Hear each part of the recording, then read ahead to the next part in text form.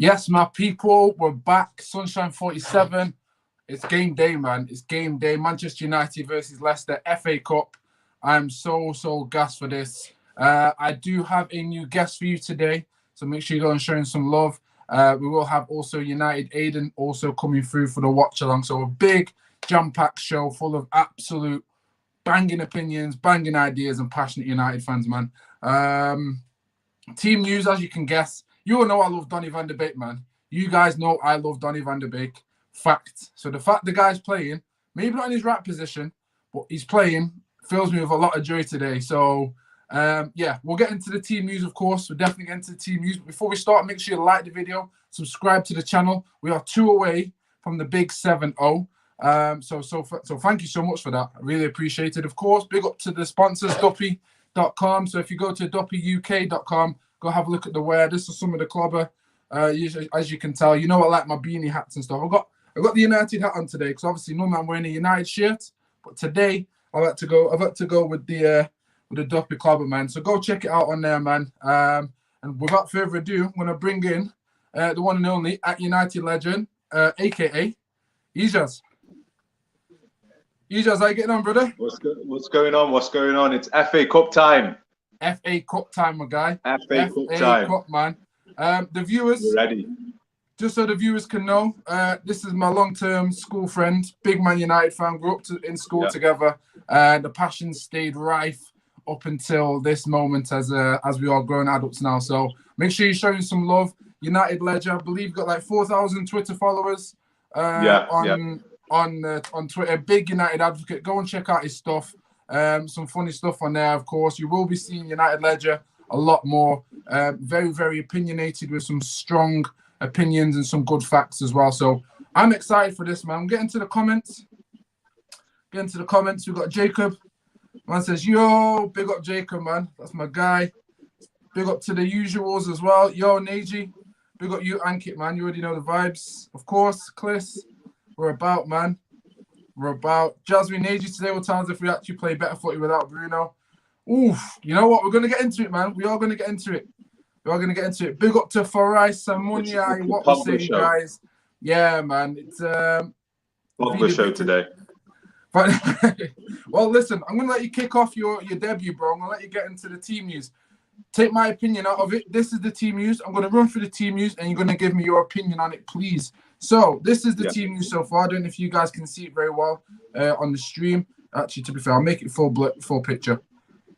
There we go, a little bit more clear. So we've got Henderson in goal, Wan-Bissaka right back, Lindelof, Maguire, Telles left back, Matic and Fred holding the midfield down, Pogba in the cam role, which would be a nice, interesting talking point. Greenwood right wing, Martial's back up front, and of course the big name that we've all been talking about, most of the fan base have been torn between, is Van der Beek on the left. So, Ijaz, I did a preview last night about the team.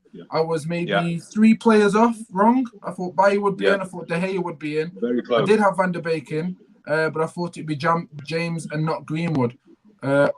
Obviously, this is a bit of a tasty lineup, man. Talk us through your points on this lineup. Yeah, so I was quite interested to see who Ollie would start, considering that we've just come back from Italy on Thursday, and with 3 days rest, 2 days rest, who would he start? I mean, I'm quite pleasantly surprised that Van der Beek has started and Pogba. So we'll just have to see how it goes. I know he started Van der Beek on the left, but what I do think naturally Pogba is going to sort of gravitate towards the left side, and Van der Beek is going to come through the middle. So yeah, I would have liked to see Bailly start because he generally does well against Jamie Vardy with his pace and power. And I think Luke Shaw deserves a rest, and Telles is just as good going forward. Maybe not defensively, but going forward, he's just as good. So I think it's going to be a good show today. I know Leicester are missing some key players. Maddison out, Pereira out. So I think they are lacking a bit Bonds of is out as well, thing in their attack Bonds as well. Out as well, brother. Sorry, bro. I think just to add to your point, I think Bonds is out as well. Bonds is out as well, and Bonds is explosive. We saw last time when he scored against us. I know we should have closed him down a bit sooner, but he does get goals and he is a big miss for them. So I think they are without a sting, but Iheanacho, let's not miss him out. He scored a hat-trick against Sheffield. I think he scored 5 goals in his last 3 games. So he is one of their key players. So I think both teams like to sit back and counter. So I think the game is going to be won and lost in the midfield today. And both teams are going to try to overload that midfield. So let's see how it plays out. But I am excited with the team news. Love that, man. Love that. Really appreciate that. So, of course, we've got a question here. It's a big question from Kyle Lewis. Big up to Kyle Lewis, man. He's a real one, man. He's funny as well. Comes through with some sick comments normally. It's just a question. With Donny and Pogba starting players that link up play, does Tony still need to drop deep and help us build up from in the midfield, I think? Sorry, apologies. Help us build up if we don't have runners in behind. Apologies, where midfield come from. Personally, see it as a diamond 4-4-2. So I don't know if you have grasped that. I think Martial tends to come deep. I think subconsciously, what you have to think about, Kyle, is that Martial does tend to come deep anyway. He likes to get involved, likes to link up play. It may be a case of he ends up doing that, and then Ollie will be saying stay a little bit higher, stay on the last man. However, with the fact that Pogba is in that hole, if we win the ball back higher up the pitch, I very rarely see him dropping unless he really needs to, and making last runs into the box. I think what you will see is Van der Beek making more runs in behind and being on the last man going forward, and creating the spaces for the likes of people like Martial. I'm not personally happy with Van der Beek playing on the left. I'm happy that he's playing. Don't get me wrong. I'm happy that he's playing. But playing on the left, I don't think it'll work out based on his natural attributes. Now, I know Ijaz was saying, of course, Pogba may see Pogba go to the left, but if Van der Beek ends up taking up the 10 role, me personally, I don't think he's a number 10. I do believe he's a right-sided 8 in the best of formation. So it'll be very interesting to see how he plays. You've got to remember match rhythm, game time, playing with certain players. Now, I always say best ballers can adapt with the best ballers, so it shouldn't take that long to develop into a game, especially if you've got players like you said, Kyle, where you've got players that can link up play well. You know, you should be able to find your rhythm quite soon. But it's left to be designed and left to be seen.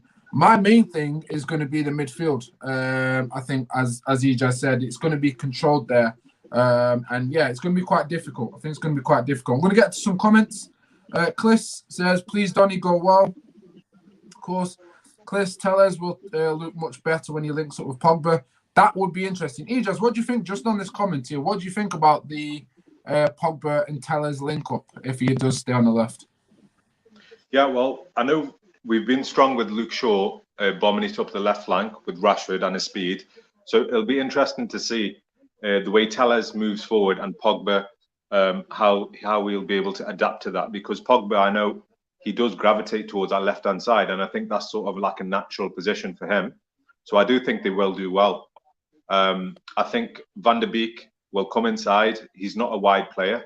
I know he can play all over the park, but he's not a wide player. And his best link-up play is through the centre. So I think, yeah, Pogba will naturally do well on the left-hand side.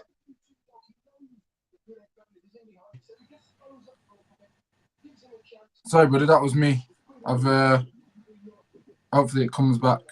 I'm not sure. Yeah, apologies for that. That was me on my phone. I've just opened my AirPods. It's just sitting all fuzzy. So I apologise for that. I missed the last 2 minutes. I'll leave my AirPods alone. Yeah, go on. Yeah, so I just think because Pogba is naturally going to move to the left, I think they'll have a good partnership on that side. And you know, Pogba can find space on the left in the middle, and he'll be able to with his ability to find long balls, he'll be able to find people all over the park. So I think it will work well. Yeah, love that, man. Appreciate that. Just a few more comments. Big up to Ronaldo is the boy. Oi, oi, that's my guy, Skylo. Big up yourself, King. And Jacob says, Donny is needed on the right side of the diamond, making the runs from deep. Ziyech used to pick out his runs at Ajax, 100%. But again, it does depend on formations. Now, we know Ollie is... We know... Do you want to join? No, I don't want to join that. I don't know why my BBC is trying to mess up, trying not to make it start the game. But we do know that the system does depend on the manager and the coaching staff, and we know that Donny doesn't really naturally suit the system. So if he did play Diamond, of course, that's where he will play. And I think, to be fair, if you think about it, you could actually get away with it with this lineup and this team. You know, Greenwood and Martial up front, Pogba just behind. You could make a claim for Fred on the left, and Matic holding down the midfield role. So you could make a claim with that, Van der Beek on the right, of course. But again, it does come down to the system. So I'm not sure. I'm not sure about how the team will set up and how it's going to get going. But I think overall, what we're looking at is a positive team, a bunch of players who can actually play football naturally. If they can work it out on the pitch, it's going to look great. If they can't, it's going to show up a lot of questions. It's definitely going to show us a lot of ideas. I do think that United's they've established themselves in a 4-2-3-1, and that's like the favourite formation that Solskjaer likes to play, with two sort of pivot players. Obviously, he's added Matic into that, so for him to drop back into defence and protect the back line a bit more. So, like I said, I can see it changing into a midfield diamond, but we'll have to see how the game sort of pans out. I know Brendan Rodgers has changed halfway through the season with a back three, so it will totally depend on the middle of the park and how it's played out. Yeah, fully agree with that, bro. Fully agree with that. Well, we are 3 minutes off from kickoff, I believe. I don't know. I think, is it 5 o'clock kickoff? Bang on 5? 5 o'clock, yeah. So, yeah, man. So, Ijaz, just to let you know, of course, we have an unbeaten streak on the stream since I've been doing watch-alongs. Now, I'm hoping, I'm not the ugly duck. I'm hoping it's not. But so far, we've had 4 draws, 2 wins. Wins came against City and, of course, AC Milan. So, I'm hoping that we can keep the winning streak going, man. I hope you're not a bad egg. Let's keep it rolling. Let's keep it rolling. Love that, love that. Okay, Donny going to pass down the left all game. Imagine him trying to play 1-2s with Fred. Oh, Jesus Christ. Kyle, man, this is what I mean by Kyle. He just keeps it real, bro. Like, it kills the momentum. It says, Donny's going to pass down the left all game. Imagine him trying to play 1-2s with Fred and AWB on the right. Very unbalanced. To be fair, that is a good shout. You know what I mean? I think for the team to work well, that's gonna be one of the hardest things. But I think this is where Greenwood will come in ultimately. I know Bissaka he's probably the best one-on-one defender in the world, as we know of. We know that. But in terms of his overall game, is he good enough to progress the ball forward with the likes of players like Donny van der Beek and obviously Greenwood or Diallo if he plays? Go on, Ijaz? Yeah, I think where Van der Beek is concerned, if you put yourself in his position, he's not had a spot in the starting lineup for a while now. So he understands this is his time to make something of it. And what better opportunity is there than a quarterfinal of the FA Cup? So I think he's going to play. He's going to have a lot of desire to actually make this game his. So I'm looking forward to that. I don't think he's going to be a boring player. He is a link-up player, and I think he's going to hopefully come into the middle and pass it out wide, left, right, and forwards, not only just the left-hand side. So this is his opportunity. This is his chance. Yeah, I fully agree. I think there's a lot of pressure on Donny van der Beek because I think when so many fans let's put it this way, there's many fans out there who believe in the Mick Fred system and go, Donny doesn't turn up today, I'm ready to kill every United fan that was backing Donny and laugh at them, which I think's an absolute load of rubbish, considering the fact he's had no match rhythm and everything else. If he has a great game, I would still say, considering he's had a lack of match rhythm, he's been exceptional.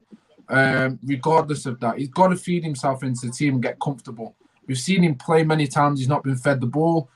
Simple passes in the right areas to keep the ball and do a madness with it. So it is a lot of pressure today, and I think a lot of people need to consider the fact that 1, he's good enough to be in this team naturally.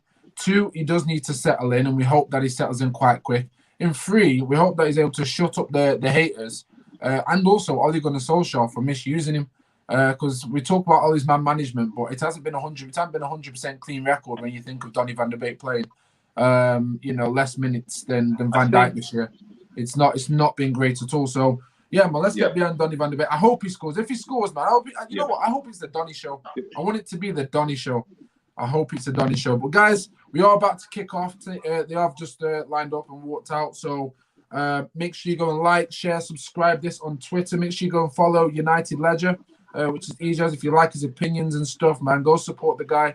Of course, road to 70 subscribers. I believe we're 2 away, man. We're 2 away. 2 away from the big 7-0, man. So we've got a beautiful community here, a nice small community, which I love.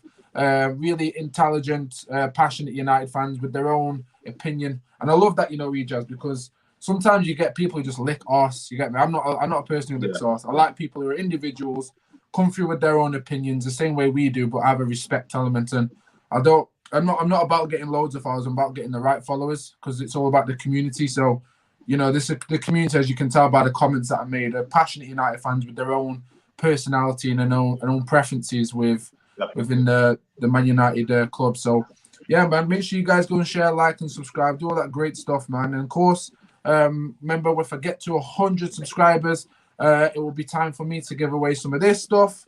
And, of course, some Manchester United merch. So I'll be doing a little competition for that. But I will be making sure that my loyals and my locals get some free clothes sent out to you guys, man. So, yeah, man, I really appreciate you guys for locking in. Let's go get this win, man. We need the win. Come on, United, man. We need the win. Come. Let's go. Fun fact of the day. Leicester have only won 1 game against United in the last 25 meetings. Yeah. So I hope we can follow suit and get the W today. I think I think they were saying as well in the FA Cup we've beat them twice, but that was in 68 and 73. And I think they are 0 wins in 13 against us. Yeah. So we are playing away, but we have got to go and give them the game, man. Game has kicked off, guys, by the way. Yeah. I'll try and keep up with the comments as well as trying to enjoy the game.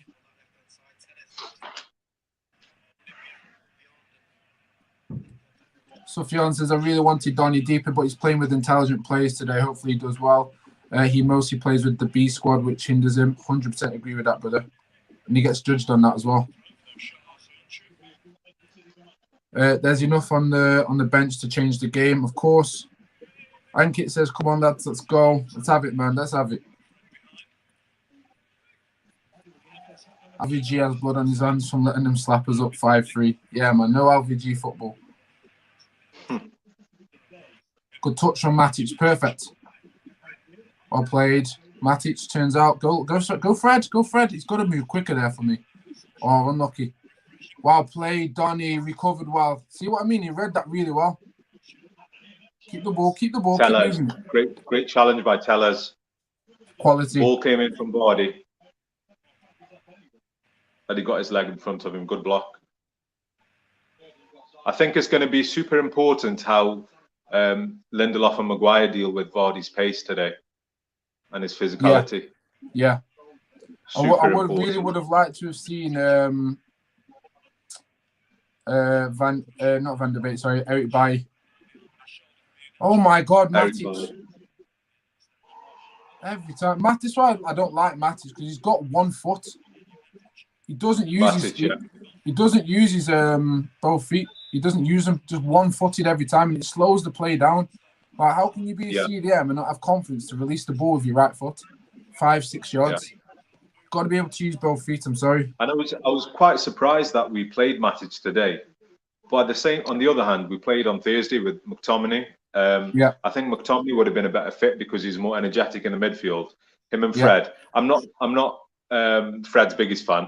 I think Fred's an all-rounder as a footballer. He can't pass, he can't shoot, and he can't header. So I think we would have played McTominay if it wasn't for the Thursday night football in Milan. But we haven't got any other CDMs available. And I think that's a place where we're lacking. Someone who can pass out, who can tackle, and who's quick. Because for me, Fred doesn't cut it. I think I'm pretty much up. I'm not saying I'm the opposite, but I think my favoritism goes towards Fred more than McTominay, although I do not appreciate them both. Donny is actually playing the cam role as well, which doesn't fill me with much joy, I will be honest. But we'll see how it works.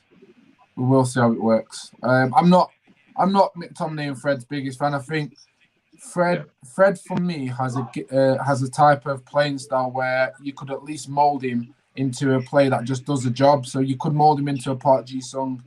Oh, he's onside here. Wow, good block. Tell us. I think you're a little bit ahead of me, bro, if I'm honest. I am. I'm on 5. I'm on 6 minutes now, just touching 6 minutes. Oh, wow. So I don't know what's going on here. Why is it not? Let me just press start watching and see what happens. Tielemans is a great little player. He's progressing for Belgium, and he's become a starter in this Leicester side. I mean, Brendan Rodgers has done a great job with this team. Fact, yeah. From the style of play to their recruitment, it's been awesome. You see, when I see Tielemans, I see a McTominay type of player, but I feel like okay. In my opinion, yeah, I think when I just watch him, because I know he holds down that midfield quite well, but I just feel he can do a lot more than McTominay. Yeah. In terms of what he can do on the ball. I don't think his shooting is as lethal. I think with McTominay, and I think this is the difference for me and Fred. I think McTominay's advantage for me is the case of great tackle from Bissaka. The advantage for me when I see him is genuinely he's got a finishing ability. I think he's one of our most cleanest and positive finishers that we've got. Yeah. And I think he's effective, but I just don't see him doing the basics as well in terms of him being a CDM role. Now, I know Fred and McTominay aren't CDMs, but I just feel that if Fred is next to a Pogba, at least it looks like something can work and something can happen. But if I see McTominay next to a Pogba or I see McTominay next to a Donny, I just don't see how it fits. I think he's more of an outsider than any of the other players. See, I completely disagree with you there.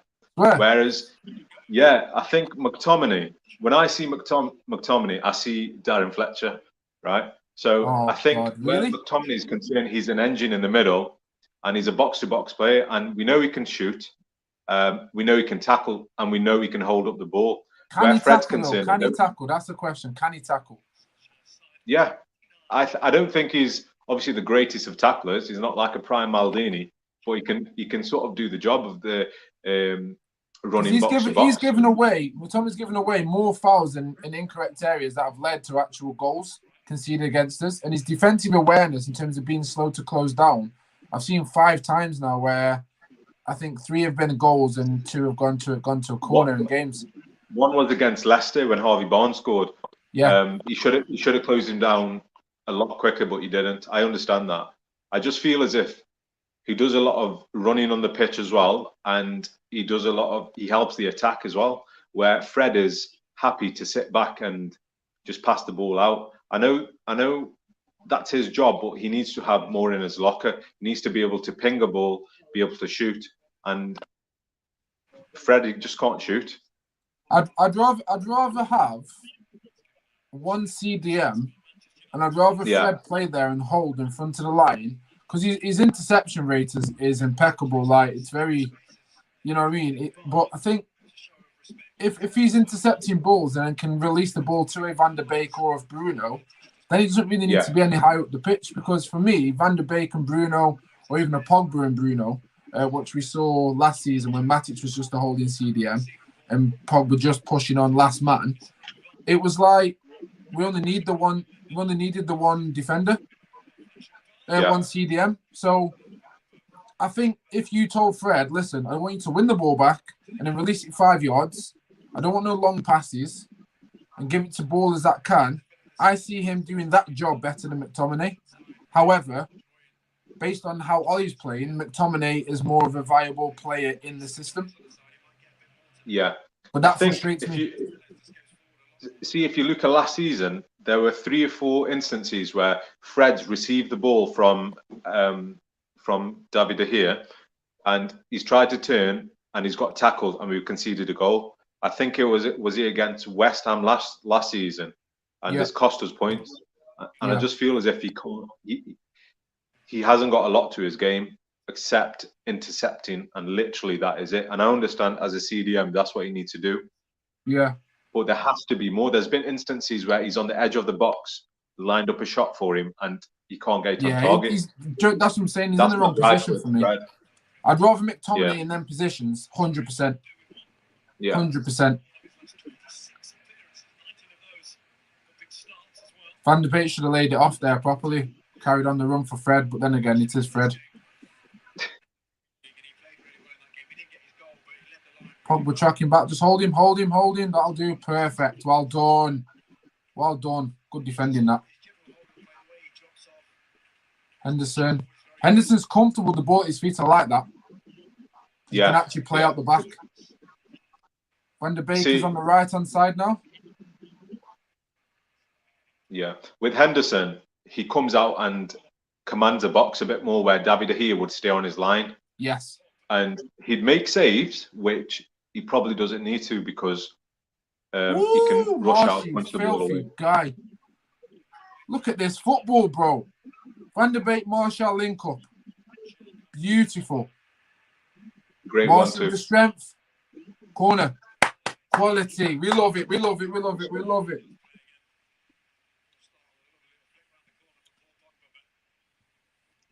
Scott also does too many back and sideways passes. That's on Kliss. Ankit says Scott doesn't make the tackles at the right time. And it's followed up with a comment saying we lack a proper CDM. Only one we have is Matic, who is too slow now. Not just the pace, but also he's slow on the ball. Sometimes disrupts the rhythm. Fully agree with that. Fully agree with that. And apparently we're not even looking for a CDM in the transfer market, which is for me just scary because I'm now surprising because I would prefer a CDM over a centre back at the moment. Agreed. Somebody who can do the basics right. Calais whippage. Good header on target from Maguire. The whippage. Sorry, bro. Carry on. I was getting into the game there. Yeah. So I just feel as if we need a dedicated CDM, someone who can sort of intercept, ping a ball. Oh. And who can obviously shoot as well. Good turn, Martial. Let's go. Great tackle, Van de Beek. Oh. Stand him, plant. That's it. Drop off. Well played, Fred. Quality. Matic, good touch. Martial's beautiful touch. Footwork. My guy. Marshy. Tackle Van de Beek. I think that's the one you were talking about. Yeah. Fred slid in. Love that. You know what? This is what I'm trying to say, man. It's beautiful. It's nice. It is nice, man. And that's what I'm saying, like, that link up there, Martial, Van de Beek, you can just see Martial looks more comfortable already, knowing he can give that person the ball, know he's going to get it back. Yeah. I don't know if people who play football... I think he prefers to drop in deep and do a pass and go. Yeah. As opposed to running in behind. Because he likes to get the ball and take people on one-on-one. Well played. Henderson, I think exactly what you've just said, bro, about Henderson coming off his line. I think this is the difference. When centre-backs get caught, especially Maguire and Lindelof get caught, you need someone behind you who can come out and demand. So it makes them look like they're not making errors. Because normally, let's be honest. All right, Fred, get rid of it. Oh, Fred. Stop going for that pass, man. Go wide. Simple. I think this is the difference. Like, we know if that was De Gea then, he's not coming for that. Inacho's behind. That adds a little bit of pressure. And people are saying, oh, my God, Maguire got turned for pace, which he did. But who was there? Henderson. So it's a mistake that we don't have to talk about now. Definitely. Would you sell De Gea? Would I start De Gea? Would you sell him? I wouldn't sell him. He's 30-odd years of age now. I think maybe give him one more season and then look at bringing some new blood in. But he can also teach a lot to like the young goalkeepers coming up. In regards to selling him, because his wages, he's on 350k a week. Yeah. Obviously, we would like, from a business point of view, would like to use that money elsewhere in another player. But Correct. for at the moment, I'd keep him for another season. Yeah. No, I can appreciate that. Well played, Matic and Poggers. Good touch from Tellez. Turns Van der Beek in the hole. Oh, unlucky.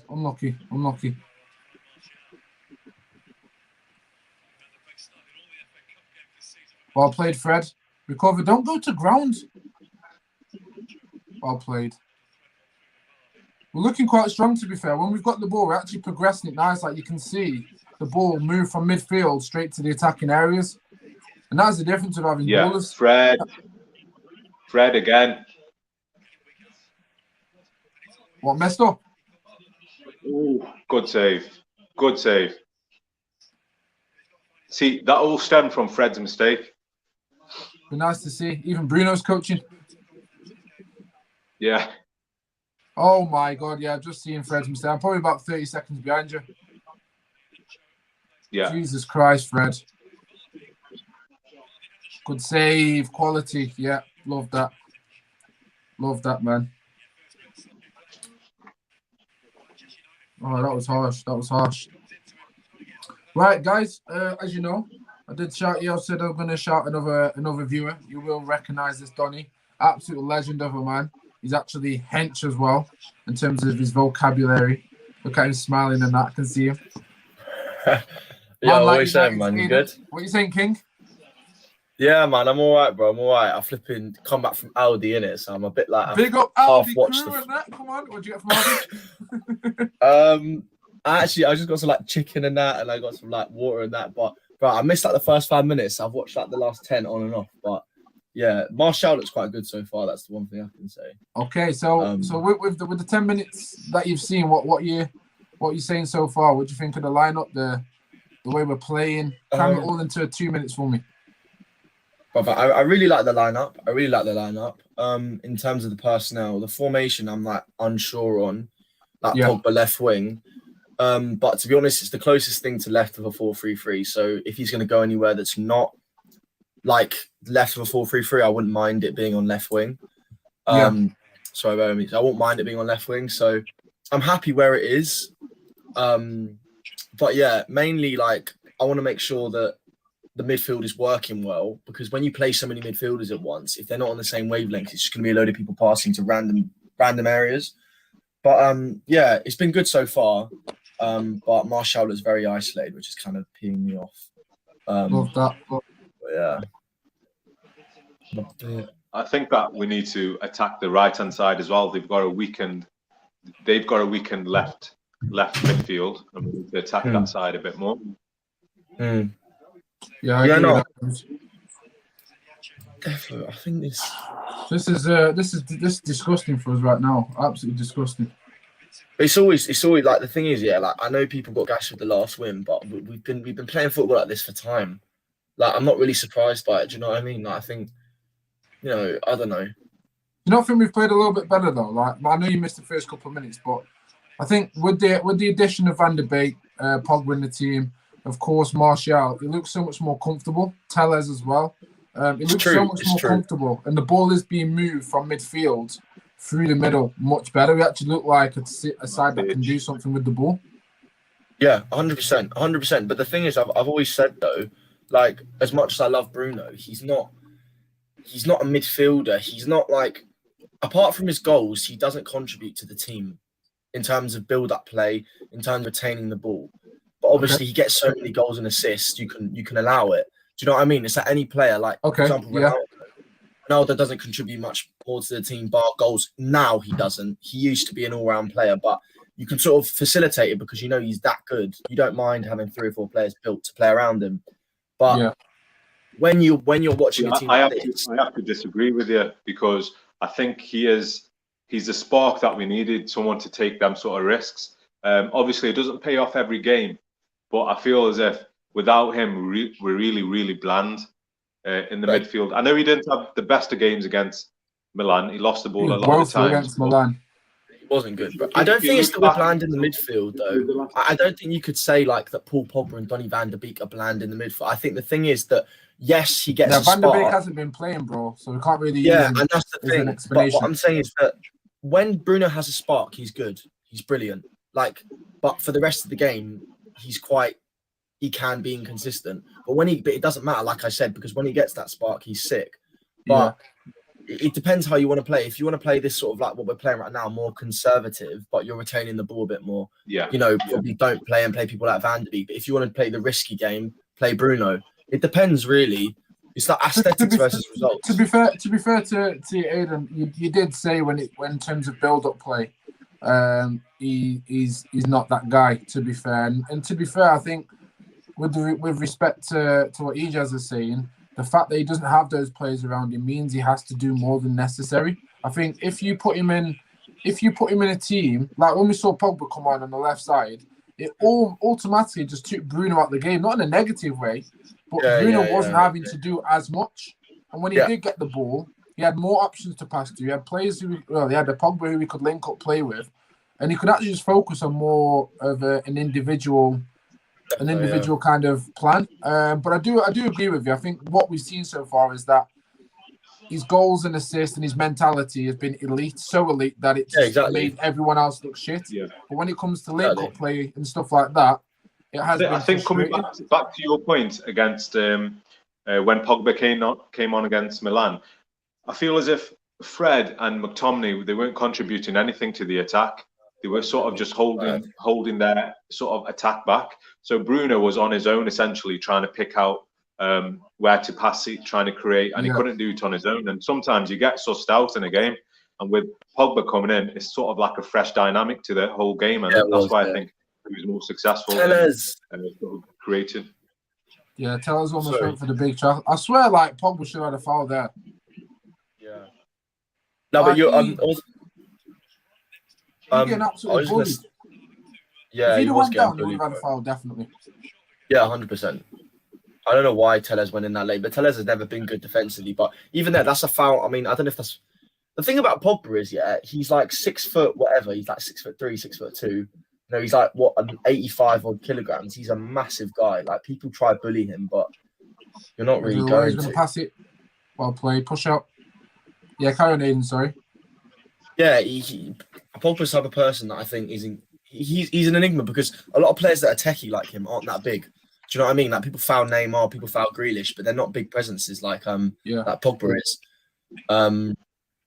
But yeah, I mean the thing, going back to the Bruno point, is that I think Bruno, in terms of his GA, like is one of the best players in the world. If you're looking at it, that's solely. But it depends what you want from a player. Do you want a player to, have a poor 90 but then get a goal? Is that someone you're acceptable with? It comes down really to personal preference and how you like the game to be played.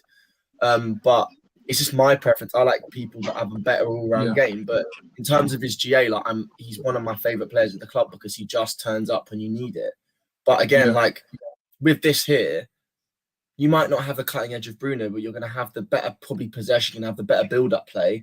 But that's only when coached, because what I don't want people to do is look at this and say, oh yeah, they were bad this game, and say this midfield is bad. But you've only been given one game. If you coach this midfield, it could be, in terms of possession, in terms of build-up, it would be incredible. But it just depends how you want to play, really. It just depends, really. But you know what? I look at it. I look. Sorry, Ejos, just quickly. And they've just scored. Is this from playing out the back? It isn't it? Wait. I'm like 10 seconds behind. Fred. I've been banging on about this guy. Guy is trash. He can't pass. He can't shoot. He can't tackle. He can't do anything. And again, it just looks like we've got no plan of how to play out the back. That is one that is woeful from Fred, and two, where is the coaching? I'm sorry, man. What is Fred doing?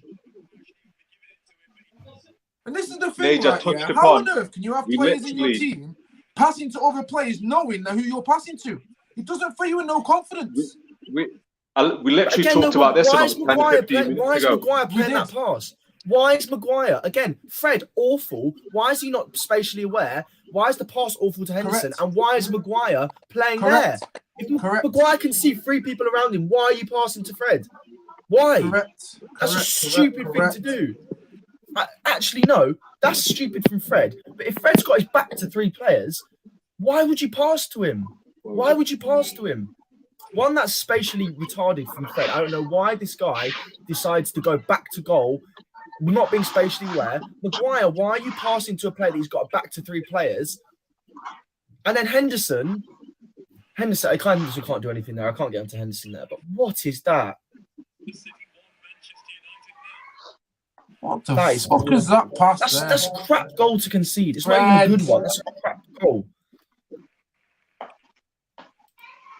And this is the thing, when it goes bad, it's shit because you start saying, oh yeah, Fred McTominay all of a sudden is shit now. People can actually start accepting all right so bullshit. That's the thing that pissed me off. Fred wasn't even that bad so far. This is nothing new. Fred, and we talked about this 15 or 20 minutes ago, and I said the goalkeeper's given Fred the ball back towards the attackers, and he's turned and lost the ball, and we've conceded. This is not new from Fred. And I do apologise, but I'm not his biggest fan. And I said before, he can't do anything. Bro. He cannot do anything. Fred is shit. Oh my God! You know what? It's a clear case of Leicester City have come in here and gone, you know what? We'll put pressure on Fred. Everything else will fall into place. Same bullshit, man. Even Troy Deeney said it. Troy Deeney, in an interview, was saying, yeah, we watched a few videos of Fred, and the manager actually told us to come and flipping, come and tackle Fred and stay tight to Fred. And we won the game, but it worked as far as they were concerned. Again, if you know you've got a player that's, you know, he's not in close to as good, but he's the Kante sort of ilk sort of player, why would you put him at the base of a midfield when you're playing at the back? You should be coached to know if you're going to have the player at the base, he needs to be good on the half turn, someone like Pogba, or someone that can at least to a degree shield the ball. Good save, Schmeichel. Carry on, bro. Do you know what I mean though? Like if you're gonna put something on the base, put a player on the base of the midfield when you're playing at the back, why do you not put a press resistant player or someone that's good on the half turn like Pogba or like McTominay? Why would you sit Fred there? It's just silly. It's one, that's silly coaching. 2, Maguire's stupid for passing it to Fred with 3 players around him. And 4, Fred is getting bullied off the ball. It's just a calamity of errors. Time again. This is the 4th or 5th time this Fred has done this. I'm not even surprised by it. Why would you put him at the base of a midfield when playing at the back? Playing at the back should be something that's consistently the same. And I think this is why a lot of people will say, look at that Fred, fucking wank. And I think this is the thing, right? This is why people genuinely go on about, if you put Van de Beek in a pivot, he's gonna have no problem. Because things like that, although defensively he may not intercept the ball quick enough, he's intelligent enough when he's got the ball at his feet. And if you're playing out the back, then those are the strengths you need to play to. Here it is. Jesus Christ. Martial tracking back, I rate that. But again, we just look tentative. It's just silly being tentative. We look nervous, we don't look confident. And that also comes from coaching. It's not just Fred.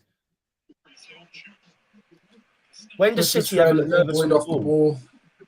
There's no one but Fred, nothing on Ollie or AWB or anyone else. It's a simple pass, Matic plays that in his sleep. Yeah, I agree. It's everyone, bro.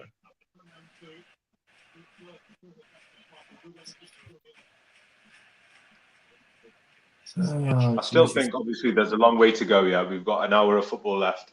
We need a goal before half time. Yeah, I think that we will come out and attack them a lot more, which might benefit us. Obviously, it can work the other way as well. Maguire foul on the edge of the box, yellow card. Oh, Jesus Christ. I honestly don't think we can blame Maguire for being this slow. He was that slow when we bought him. When we bought him, we knew he's not a good one-on-one defender.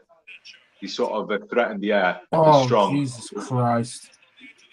But you see, the thing is, Ejaz, this is the thing. If you want to progress next year and you want to have more attacking presence, because let's be honest, a standard style of football this season has competent centre backs that can do their job one-on-one. Because as a top team, most teams play a higher line, can push up, having centre backs that can actually do a job one-on-one. Maguire is not that guy unless he's got players in front of him that can support him. Yes, he had a great game against West Ham. Yes, he did well against AC Milan. But I talk about consistency. And I'm sorry, I'm used to seeing Manchester United centre-backs have consistency. The things he's just done, that used to be a rarity for Vidic, Ferdinand, Stam. You name it, Bruce. It used to be a rarity. It's more consistent for Maguire to play like this than it is to play of a standard that we appreciate. He is not good enough. Yeah. I will always give him credit and respect. I'll always give him that when he plays well, as you do any other player. No problem. But the issue, Van de Beek beautiful. Where's the support? No one's moving. Fucking no one was moving at all. It's letting him turn on his own. I'm like 10 This seconds is the behind, thing. I think. How can next season be a progress if we as fans believe that we should be playing more attacking? Because can we really trust them to just do a job one-on-one? I've still yet to see a Twanzebe and Eric Bailly link up together. Two individual competent defenders. No one can say Twanzebe isn't ready because, let's be honest, we saw what he did at PSG. That's him at his best. So no one can say he doesn't deserve to be started. And no one can say Eric Bailly hasn't been our better defender. Eric Bailly makes Maguire the better player. So Bailly and Twanzebe makes so much sense. But you've got to think that Eric Bailly is getting injured every other week. But so is Rashford. But even if he's injured, like Eric Bailly hasn't. Even when he was fit, he didn't play him. And if the argument is, I want to make a more solid centre back pairing, the only reason why you'd want a more solid centre back pairing is so they make less mistakes to play them with each other. But they make mistakes even though they play with each other constantly anyway. So the argument that you'd keep the centre back pairing to make them familiar, they make mistakes anyway. Like, do you know what I mean? So they do. In Ollie's press conference, he said, in Solskjaer's press conference, he said that somebody asked him the question, will Bailly be fit? Because Bailly generally has a good run out against Jamie Vardy. And he said, Lindelof and Maguire, they have got an understanding now. They've been playing well together. And we do have a fair amount of clean sheets. But I feel as if with Eric Bailly, he's always on and off form. So how do you bring someone like that into the team? I understand we feel as if he's capable, but he's always on and off form and injured and not. Yeah, but when he's on form, when a player, people would argue with us that when you are on form and you are consistent with it, that means you play. It's not. I don't think it's fair to say you're. Isn't that disruptive? That's disruptive to the back line, as if. So every time he gets fit, he comes straight into the team, and then you've got Lindelof who's doing it. I think he was a man of the match against Milan for me. Yeah. And how do you take him out of the team just like that? But that's the thing. But that's the thing, though. Like, Bailly's been taken out of the team in the same manner. Like he was literally putting his bollocks on the line against Villa, saving his points, and it was a case of he's still fit. He hasn't been injured since, I don't think, other than one niggle. And I think with the greatest of respect, Lindelof's been playing 50% with back injury, and he even played on at right back when we had no one, when he could have played Twanzebe. So I like people keeping the same energy. Like if it's one rule for one, keep it for everyone. That's the thing. Also, you could talk about Henderson. Like if he wants to make a back four that's cohesive and that has a mutual understanding, that's almost a subconscious thing, then why are you changing the keepers constantly? It's almost like he's just doing whatever works and whatever doesn't get him sacked, basically, if I'm honest. Yeah. It's not. I don't think he really has a long-term plan because, it's like if the argument is I don't want Bailly to start purely based on the notion that if you switch players around, we're going to have an unorganized defense, then why would you do it with the keeper? And the unorganized defense leads to mistakes. So if you want to avoid mistakes, that's the premise of the argument. But we make mistakes with this two anyway. Do you know what I mean? Lindelof and Maguire. We actually make less with Bailly, I think. So I mean, even if it wasn't by it, I think Twanzebe by now should have been blooded in. He should have had. Shit, Pogba's down, injured. Fuck. Yeah, I think after that PSG performance for Twanzebe, he should have had more of a run out. But I think he struggled with knocks and etc. So we do have a problem with centre backs not being fit. He rolled his ankle. The amount of time. If they've rushed him back again.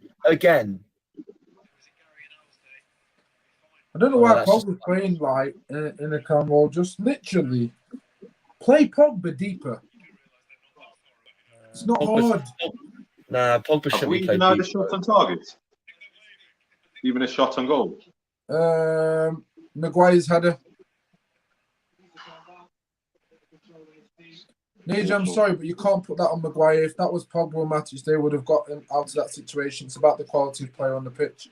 No, Jasmine, I think what you need to understand, bro, and I get you. I get the pass was the final thing, but Maguire did something similar when De Gea got a load of stick for that shit pass. Yes, De Gea passed the ball out once, yeah. He didn't clear it, he side passed it and then ended up scoring from it. But the fact that a centre-back puts you in that position, if Fred's got his back to goal, and you know he's not competent, you don't pass him the ball there, especially when you've got time on the ball. You don't do it. Because then Fred, as shit as we know he is then going to make the same mistakes as he normally does. So there has to be an accountability for a captain not to be able to see that Fred is going to be under pressure here. The pass was awful. Do not get me wrong. But Maguire's got to really clear it if he sees that pass is not on. I know that pass isn't on. And we can switch it around and say, well, I know Eric Bailly's not going to make that pass. I know Twanzebe wouldn't make that pass. Because you can see the danger. I think that's the issue, bro. But 100%, Fred is the main guy for that. Yeah, we're not. I don't think we deny that. Fred is definitely the culprit for that. But I think, you know, anyone that's played football, even if you play football at lunchtimes, you know, if you know someone's bad at finishing and they're in front of the goal. Is it humble? No. If you know someone's bad at finishing, like even at lunchtime, like you wouldn't pass to them. Like if I knew someone who makes us crap at finishing, I wouldn't pass it to him in front of goal. You know, these things that players will know. I don't really know why Maguire sought to pass it to him. Get in, Greenwood. Get in. Right, we're gonna go. Let's celebrate. Let's have it. Let's see what. I'm like 10 seconds behind. That makes me feel good. Tell us. I'm waiting to see his anticipation. Drops for Greenwood. Gunman. Boom. Goal. Oh, lovely! Let's go. Beautiful dummy. Gorgeous dummy. That's awareness, mate. Scott McTominay does not have that in his locker. Telling you now. Awareness. Beautiful. Let's go. Beautiful. Come on, the boys. Oh, what a finish. Yeah. A Van der Beek, beautiful. That should be a Van der Beek assist, mate. Bloody hell. Van der Beek should get an assist for that. Greenwood needed that. Is your quote, bro. That's properly for Greenwood, man. I'm gassed for that for Greenwood. He needed that, bro. That's a proper finish. He needed that. Against Leicester, it's not against some like tin pot team. That's good, man. And we needed that going into the second half. We needed a goal going into the second half. We couldn't go into the second half without a goal. But Pogba, good work by Pogba on the left wing, though, to get past. Beautiful. I don't even know who it was. Van der Beek with the... Yeah, that's brilliant. That's brilliant. Because Schmeichel gets to that because it's about central to finish, actually. So I think Schmeichel would have got to that. Van der Beek didn't shake him off a little bit. But yeah, and he dummies it, but it's beautiful. That's beautiful. Nice. Sometimes I think we play better when we go behind. So we can come back stronger. Well, he deserves an assist for that. Yeah, I've always thought mentality-wise, we're not really a team that likes taking the impetus to go first forward. Yeah. No expectation seems to benefit us a little bit.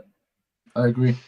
100%. But even here, look, you know, with Lindelof just then near the back of Wan-Bissaka, do we look organised? No. That's what we do. I mean, he managed to get out of the back because of Wan-Bissaka, but it just does. Even then, you just don't look organised. I've said this for ages. This waffle about we can't play out the back. Why do you think Chelsea instantly now don't concede any goals? It's not because they bought some £100 million centre back. It's because they're organised. Yeah. You know, it doesn't take 2.5 years to organise your back four. Chelsea seem like a completely different team now. Again, this is what I mean about, like, I do sympathise with Ole in terms of he needs X and Y. But if you look at Chelsea, what did Chelsea not? Okay, so for example, Chelsea, they needed a number 9, they needed a lone 6, and they needed a centre back. That's what they needed, like a marquee centre back. They didn't have a number 9, so now they've added wing backs to create added attacking flair. They didn't have a lone 6, so they made a pivot and they switch it to Kante if they want to have a game similar to Atletico Madrid, and they switch it to Jorginho if they want to dominate the ball. And then they also put back 3 to figure out the centre back issue. So I do sympathise with Ole, but if you need to change. You know, don't stick with 4-2-3-1. Change to a back 5. Coach the team. What were your thoughts on the goal there, bro? Ijaz. Yeah, so I think it was a good play by Tellers up the left-hand side and a great leave by Van der Beek. His awareness is unreal. Love that. And Pogba as well. Pogba did really well. And I think Greenwood needed that goal. I mean, he's played well over his last few games, 2-3 games, but he hasn't had a goal. So I think there'll be a big boost for him in confidence. So I'm really happy for him. Yeah. Love that, bro. It's a bit of an odd match, this. It hasn't really got too much of a flow, but I just think... It hasn't really got started, has it? Yeah. For me, though, like, this is what I mean, is in we have individual quality, and I know we do like that Van der Beek thing, but we never look solid. We never look safe. We never look assured. We never look like we're in control. I can't remember the last time where I saw a 90-minute of domination. Can't actually remember. Actually, probably PSG, maybe. PSG away. Yeah. Even then, that was a defensive performance, which was incredible, but it was still a defensive performance. It wasn't again, almost.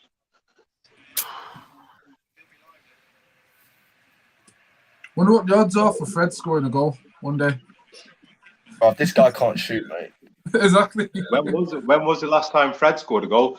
I swear the last time Fred scored a goal, I went to that game. I think he scored 2, and it was in the Europa League. Europa League last year. Yeah, he scored 2. Yeah.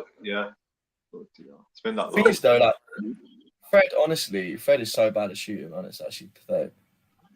Right, okay. I think I have a better shot than Fred. I'm not even taking the piss.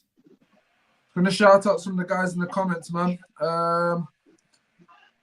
Ronaldo's the boy. Hopefully that will happen. Unlikely though. I believe Bruno for Fred second half. Bloody hell, that's very attacking. If I ever brought Bruno back on to this team, I would need to change one of the defenders. Why bring on Bruno? He needs rest, man. Why? What's the point of bringing on Bruno? No, this is eyes on Tielemans. Very good player. I agree with that. We'll talk about that one at EG. Yeah. Tielemans is a very good player, man. He's establishing himself in the Belgium team, especially with the qualifiers coming up. Yeah. Who's he got next to him? Is it Witsel? Is Witsel from Belgium? Yeah, Witsel. Talk of the devil. Yeah. Imagine Witsel, Tielemans pivot with De Bruyne, Hazard, Lukaku. That's a good, and then the other Hazard. Good looking team. Yeah. Oh, put a foot in there. Ooh, Perez baller. Would have been a great individual goal if he scored. And I think this team's now showing that it's showing the complete opposite to what we normally play like, in terms of when we play with our usual, 6 players at the back just defending. It shows that we don't have this attacking creativity going forward. Now, yes, it has made the game a little bit more open. I can appreciate that. But this then shows you that if we're moving forward, I don't mind playing like this moving forward. But then you need individuals rather than in the attacking areas, in the defensive areas, to be able to do a better job solid as a unit. Because if they're able to do that, we'll win the ball back quicker and we can progress now playing this style of football. Moving the ball a little bit quicker here and there. Now, yes, I know, Aiden, you love to say there's no real progression in style of football, which, let's be honest, there's a style, but not one that we would honestly agree to. and say that is progressive for us and the teams and the players that we've got in this team. However, as I look at it, I don't mind this. I'm lucky. I'm bull. I don't mind this style of football attacking wise if we're able to defend, and I think that's just going to be the only issue for me. If we're the CDM in this, a competent one. If I look at Ndidi in this, or Zakaria, I'm now looking at it thinking, "Oh, this actually makes a little bit of sense for us. This makes more sense for us to keep." Sorry, bro. One. Oh, yeah, I mean, I don't even think we're attacking that well, though, bro. Okay. I think we're all right. We're okay. No, go for it. Like, to be honest, if I'm honest, bro, like we're okay, but that's compared to our usual standard. Like, usually, like I'd say, we have 5 or 10 minute flurries where we're good, but the majority of the game, 70 minutes odd, we're woeful. Like all the last few games you have, and apart from AC Milan, I remember watching Sheffield United, West Ham, these absolute stinkers that were just boring. But to be honest, I think this is okay. Some of them games that we drew flipping out. Some of the games that we've drew have been kind of unfair on us. If you look at the stats, we've had the second most shots on target in the whole league. If you look at our goals, we've scored the second most goals in the whole league. That's behind Man City. That's behind Pep Guardiola. A lot of them are Bruno. £1 billion team. Yeah. But that comes back to my point that Bruno, for me, yes, he takes risks, but he makes it happen, and sometimes you need that. If you look back at the football under Jose, if you look back at the football under Van Gaal, we were begging for somebody like this. And for me, I'd rather someone who takes them risks and pushes the team that one gear higher up. I think the thing with Bruno, guys, what we have to remember is that for all the stuff that he may not have or may not do, he makes up for it in shitload. He makes up for it in a shitload of way. So I feel as if he's his own enemy because he set his standards that high. We expect goals every game. I mean, you look back at some of the greats in football; they didn't always have the best of games either. So I think we are kind of unfair on him because he's the only person that we look at on the pitch do something, and it's never always going to happen for a player, and I think it is a bit unfair on him. Yeah, I've had the discussion with many people, and some people will say he's overrated, and some would say he can't do it every game like me. So yeah, 1-1. Guys, it is half time. It is 1-1. Let me know if you guys want to get your say in. I will drop the link in the description. Get your thoughts in it. I'm just copying a link for you right now. Wait, that's the wrong one. You don't want that one. That's for the mental health stuff. You don't want that. Invite guest. Copy to clipboard. I'll whack it in the comments on YouTube as we're watching right now. Control V. There we go. So yeah, get your thoughts in there, man. What are your thoughts on the half so far, guys? We'll start with Aiden. What have you got, bro? It was an all right half. I mean, I think we had a few flurries that were all right. I think Martial was isolated for a lot of the first half, which I didn't really like. He sort of didn't really get into the game in the last sections, but that was beautiful play by Pogba to get past that man. I can't remember, don't know who it was. It was Justin, I think, maybe. And then Van de Beek, obviously a very good dummy for the Greenwood finish. I really think Greenwood needed that goal. But again, the play at the back, it's an issue. Like, I think the thing that we see is these goals against teams like Leicester, with all due respect, is fine. You can concede these goals and you'll get a goal back.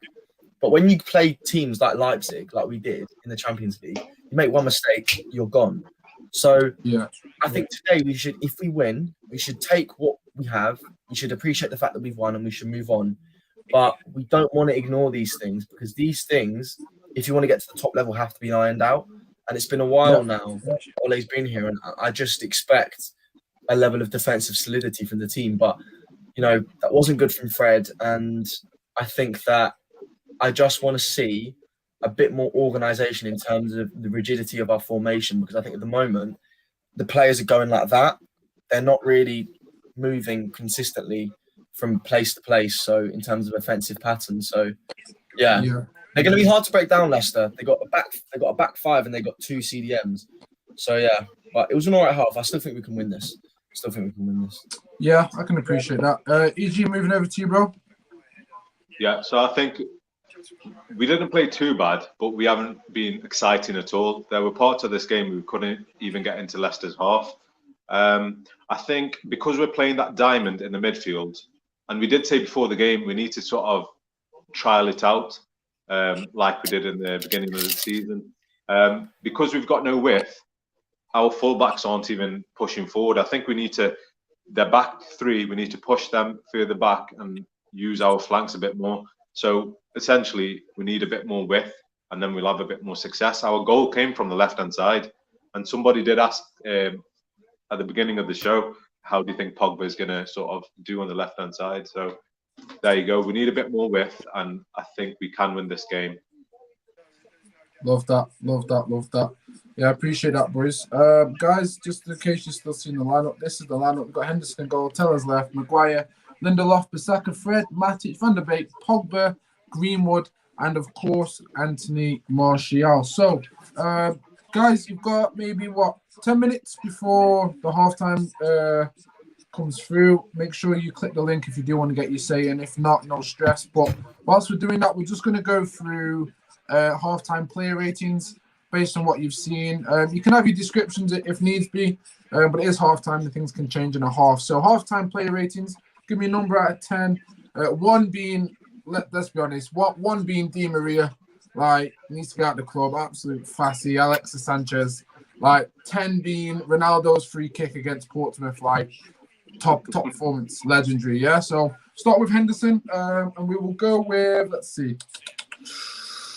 Ija, start us off. Henderson, number player rating. Henderson, out of 10, I'm going to go for a 6.5. I'll go with a 6.5. Yeah, we'll do some 0.5s. 0.5s are allowed in this stream. We'll have that 6.5. Yeah, that's fine. Do you think he could have done more for the goal? Just be playing devil's advocate. It was tough because obviously he passed it out, and it was Maguire's mistake to pass it to Fred. So I don't think you can't blame him for the goal. I don't think. Yeah, that's fair. Yeah, you can see that. You can see that. Yeah, that's fair. I think Tellez was probably one of our better players, if you can even say that. Everybody's been pretty much average, but Tellez, I'll go with another 6.5. Tellez 6.5. Yeah, there's nobody on the pitch where I feel as if they've stood out. I love that. Just quickly get in the comments, of course. We're still stuck on Hendo, so Hendo got a 6 on Kliss. Aidan, just before we move to Tellez, give me your Henderson score for the half, please. I think a 6 as well. I think. Yeah, I'd agree with that. Yeah, I think he's done. Go on, bro. Yeah, I was just say he's done what I guess he needed to do to an extent. I mean, that goal wasn't his fault. You can't put that on Henderson. So he hasn't really had loads to do apart from the goal, which wasn't his fault. So yeah, about 6.5. I think for me, I'm going to go with a strong 6.5 because you would normally get a 6 just for an average. But I do remember the ball being pinged over the top in the first couple of minutes. You may have missed it, where Maguire was beating, Lindelof was beating. He literally picked the ball up right on the edge of the area where normally a striker will get onto and probably finish. So he rushed out quick as the sweeper keeper and claimed the ball, made it look like it wasn't an error or an issue. So I'm going to give him a 6.5. Very good game so far. Moving quite quickly, Tellez on the left back. I know he just said a 6. What are you giving him, Aidan? Same. 6. Did been all right. Done nothing particularly wrong. Would give him maybe a 6.5 or a 7 potentially, but after that, the 1 or 2 defensive frailties. So yeah, I'd say that is pretty much it. Say no more. Farai over here said he would give him a C. Don't know what a C means, mate. Like, what kind of rating is that, bro? We went college together, man. Do you know what I mean? Stop disrespecting my college, bro. You're educated. What do you mean giving him a letter C? It's not algebra, bro. Can't be doing them things. I'm not having it. Yeah. So moving on to Maguire. I'll start with Maguire. I'm gonna give him a. I'm gonna give him a 5.5. It would be a 6, but I do think you've got to have a bit more awareness of if you're a centre back and you can see the whole field and you can spot danger and you've still got the ball at your feet. If you feel there is nothing on or nothing too risky, the best thing you can do is clear it anyway and get rid. No one would argue with that. and boot it out. You know, a keeper would do the same. So I'm disappointed in him. He's not had a bad game as a whole. I don't think he had a bad game, but I'll just give him a 5.5 because I think decision making and putting your teammates in dangerous positions in the wrong areas, especially when you've got no one competent to feed the ball, to receive the ball. So I just think is the wrong thing to say and do. So I'm definitely going to go 5.5 for Maguire. I don't know what you guys think. Start with easy. We'll go backwards. Yeah, so I think for Maguire, I'll go with a 5, purely because of the mistake that he made to give it to Fred. It was a bad decision to make. Other than that, he's tried to keep up with the attack. I mean, he can only try. We know he's not as quick as their attack, but he's kept up with them so far. So 5 for me. Okay, respect. Aiden, feeling the same, or you're going to be a bit yeah, I say a 5.5. I could do a 5 because 6 is basically average, but I'd say 5.5/5. Again, that pass I think was a bit silly. But yeah, apart from that, he's been fine. Really, hasn't really done anything wrong. So. Yeah. Fair enough. Lindelof, I'm just going to go straight in there, but I don't think he's done much. Other than switching ball to Teller, so I'm just going to give him a standard 5. Not done nothing wrong, but nothing great. Yeah, I'm going to have to go with a 5.5 on that one. He hasn't really had much to do in regards to playing with the ball out, so he's done better than Maguire because he hasn't made a mistake. So 5.5, I'm going to give him. Okay, cool. Are you in agreement, Aiden? Yeah, agreement. Yeah, I think that's all right. That's perfect. Say no more. Bissaka, I'm gonna give him a 5. I don't see what he's done. Yeah, I don't think he's had an influence at all. Yeah. No, he did that little thing playing out the back, like little flick. But apart from that, it's like not really much. That's how much I ain't been watching him. Like he's just average. Let's get into the more juicy areas now. Midfield. Now midfield's always been an issue for United. Matic, how do you think Matic has got on? I'm going to go with the 5.5 for Matic. Maybe I'm being a bit harsh, but he's lost the ball a couple of times, misplaced passes. Where Fred was, maybe Matic should have been there holding the ball up because he is essentially the base of the midfield. But I'm going to have to give him a 5.5. Okay, fair. I'm going to give him a 4. Don't rate him. Man said it straight. Oh, he's got 1 foot. He's given the ball away too many times because he can't use his other foot. He's slow. I think he's made one good pass, which was a link up between Van der Beek, Matic, and he passed it out straight away to the left-hand side to Tellers. Other than that, defensively, he's done nothing. I don't see him winning the ball back. So what's he doing?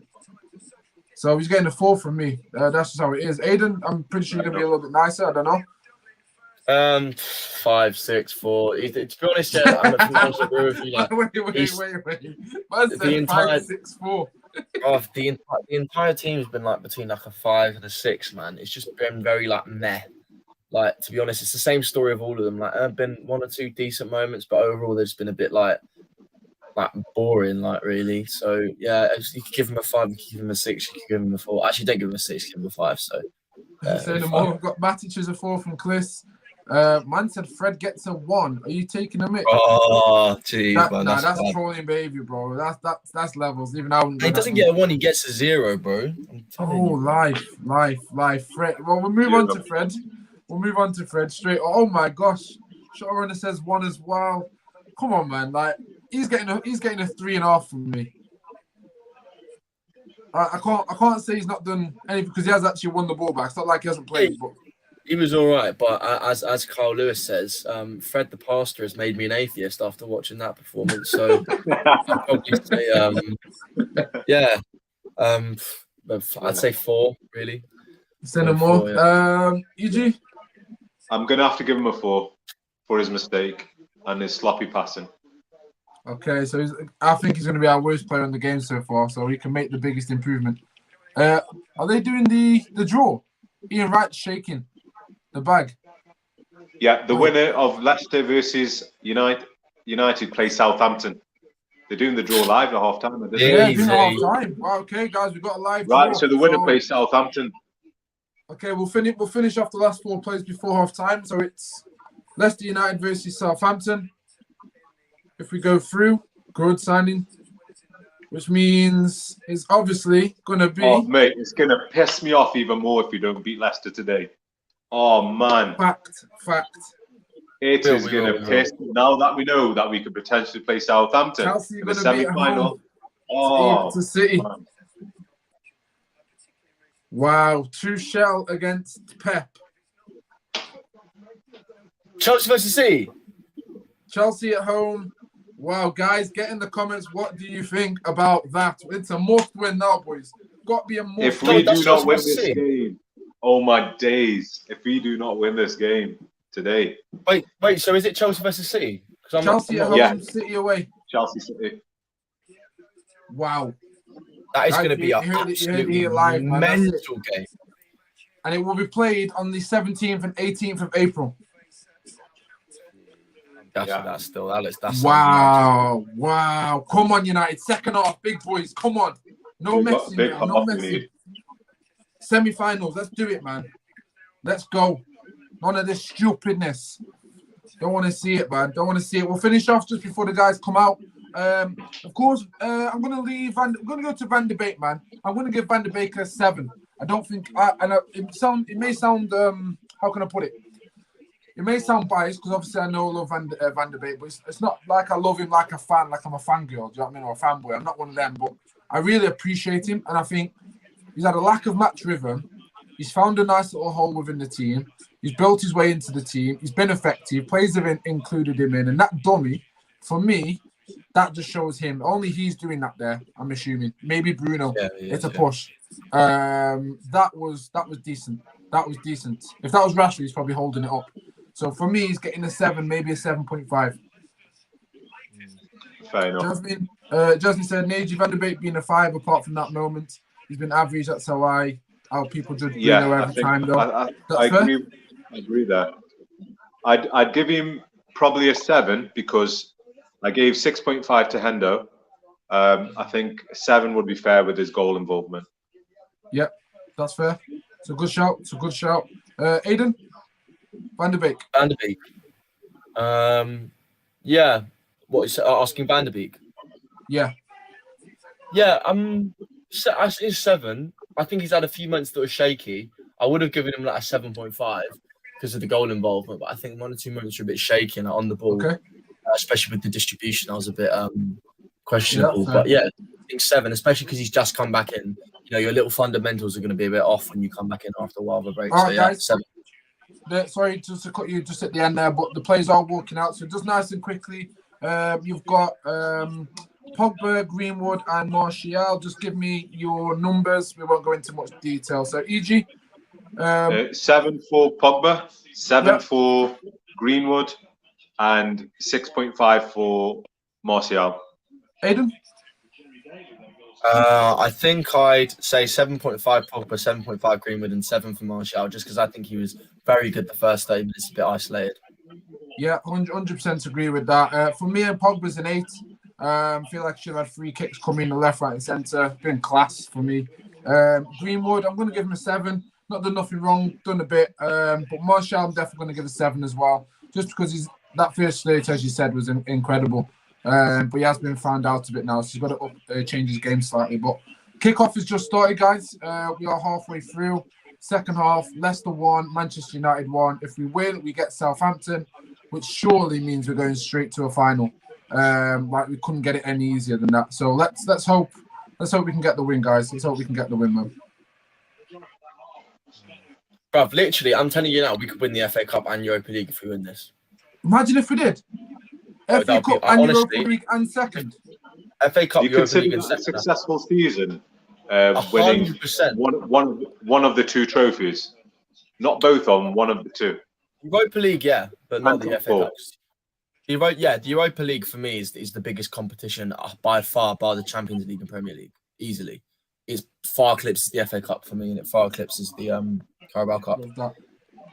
Guys, we're all half time. Make sure you like the video, subscribe to the video. Really appreciate all the interactions and the comments.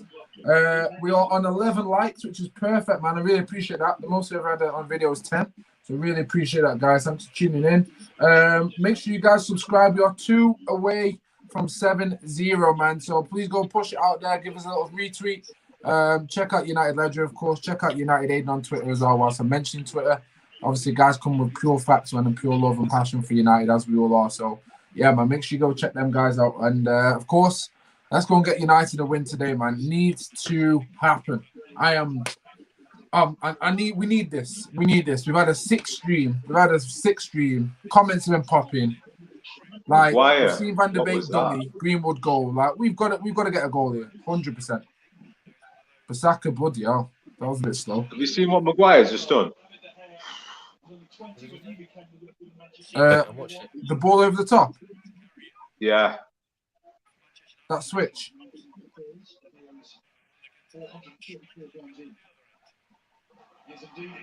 Wow. Good stuff. I've just seen it then. He switched one out to the left and then the one over to the right to Bissaka was dreadful. Dreadful. Wow. That's what I mean. This is what pisses me off, though. People see one game, like even that. People see one game from Maguire and they're like, "Oh, one of the best centre backs." Like, relax. Yeah. Ooh. Like, you can't go on one game. Good catch. Great save. That was from Endo. Confident. Good roll as well to start the attack. David De Gea's got Find the bait, find the pass. Well played. Well turned. No rush. Good. Good. Good. Good. If it's not on, don't rush it. Bruno, we know Bruno 100% is trying to hit that pass straight away. 100%. So, guys, we've got on the get the ball into the areas. We've got Luke Shaw, Williams, Chuanzebe, Fernandez, McTominay, Cavani, Diallo, and James. Who do you put on? I'd say bring on Cavani. I would not bring on Fernandez. He's playing way too much. Target man. I do the same. Yeah, 100%. I'd say Cavani striker, Martial to the left, Van der Beek in the hole next to Fred, in my opinion, I think. I'd play split striker, bro. Play a diamond. We've got the players for a diamond. Play diamond, play split striker. I agree with that. Diamond, because I think it suits Cavani more when we play with a bit more width than a diamond. Because obviously, that's what I'm saying. Yeah. Yeah, if we brought Tellers could have that width because it's very fullback focused when you're playing with a diamond. Yeah.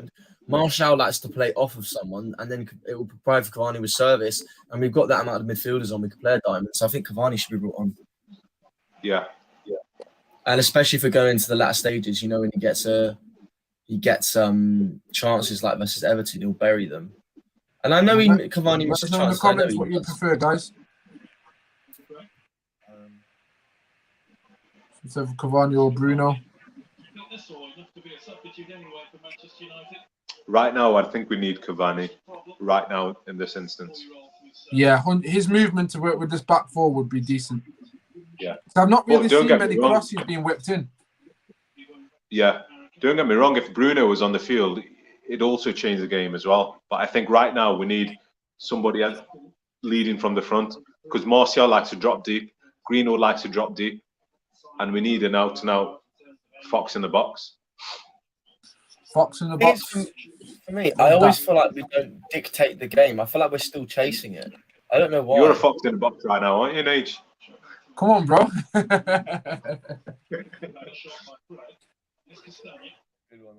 Let's hit this, man. Like, I just don't like the way Leicester just being allowed to play football. I don't hate it. I hate it. It should not be happening with that midfield. Paul Pogba and Emmanuel Matic from Fred. And Maguire White. Fuck's sake. Why is Maguire just trying to let the ball roll past him? Deal with it and get rid of it. Bissaka stood strong, well played. Van der Beek shot back in the hole. Leicester retain possession. They're giving it a good go. And why is Maguire letting him step up? Why is Maguire doing that? Makes no sense. Oh, fuck, you know. He scored. Yeah. Oh. We talked about this guy before the game as well. Okay, what's this? We talked about this guy before the game. Too easy. The is pressurising. How does he even get scored? Wait, I'm on 50-44, so I'm a bit behind.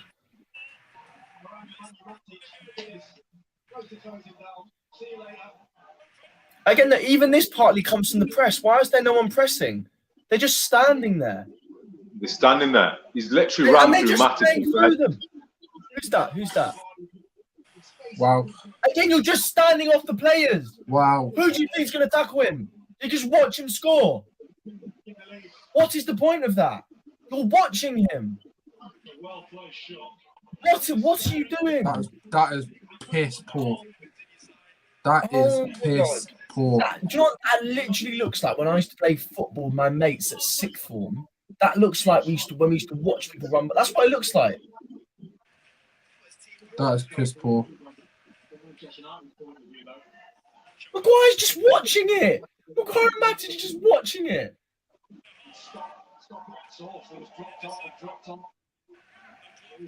Wow. Ollie sorts out. He ran from Matic, ran in between Matic and Fred, and Harry Maguire should have got in there quicker. He didn't, and let him get the shot off. Agreed.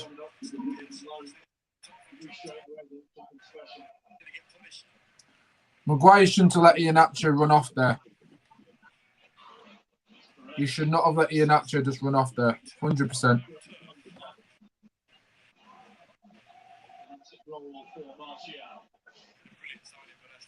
Trying to get Scalo Ben involved. Big up, bro. Switch your camera the other way around for us, please, King. Can you not see me? Yeah, I can see it. It's just blacked out, so you just need to switch it around just so it's a little bit better for the viewers. Yeah, that's perfect. Thank you. Cool. Big up, Scalo. What are we saying so far, bro? 1 second. Let me just check my speed on my display.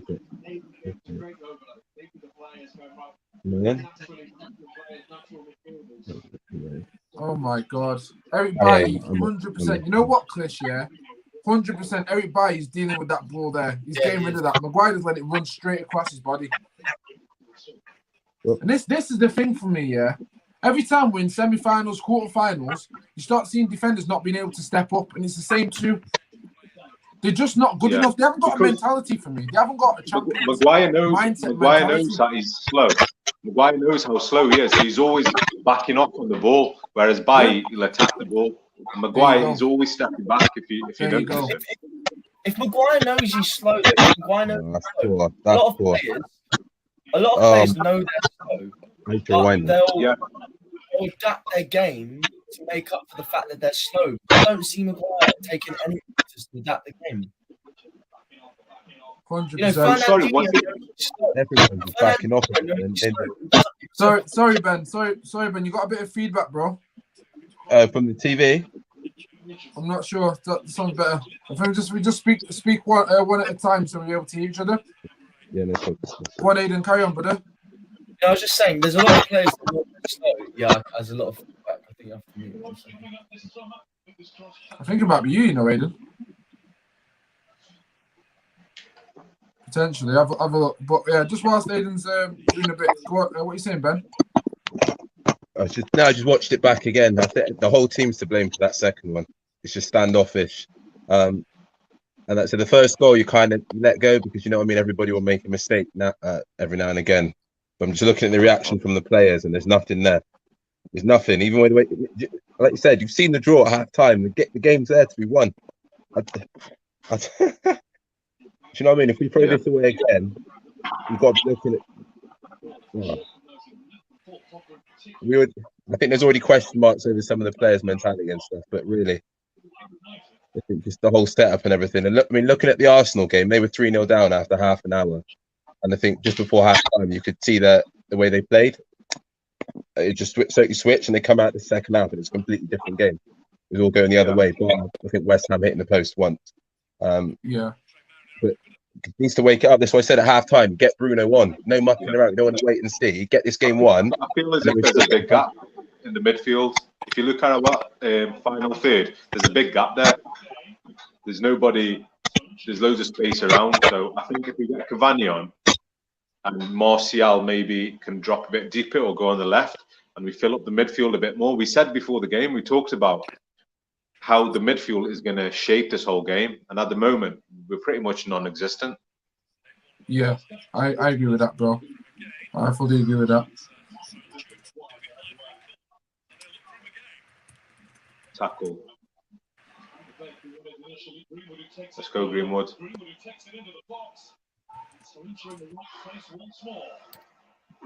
Almost. Greenwood makes a run from the left. We're on a corner at the moment. Oh, well played, Donny. What minute are you guys on? Oh, nice, Greenwood. Oh, no one there. What minute are you on, AG? At the moment, I'm 56, 10 seconds to go. Flipping out, tell us if that went in. I'm 57 and 15 seconds. 57 minutes. Right. Oh, yeah, hold on. I'm getting I rewind this.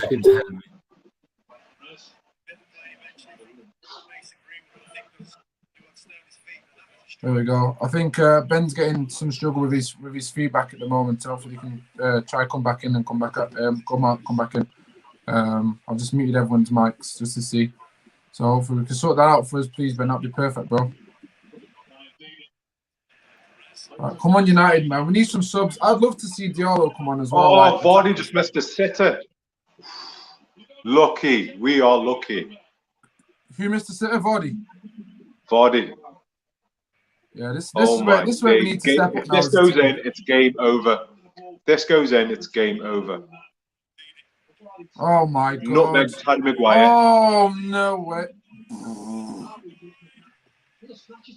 This is where I know Harry Maguire's shit now, guys. You're seeing it now. You're seeing it live. You're seeing it live. The guy, yeah, I'm telling you now, if you want to play more expansive football next season, you want to Sancho, you want to CDM so we don't have to play with two, Maguire's going to get more exposed. Shit! He's so bad! Trash.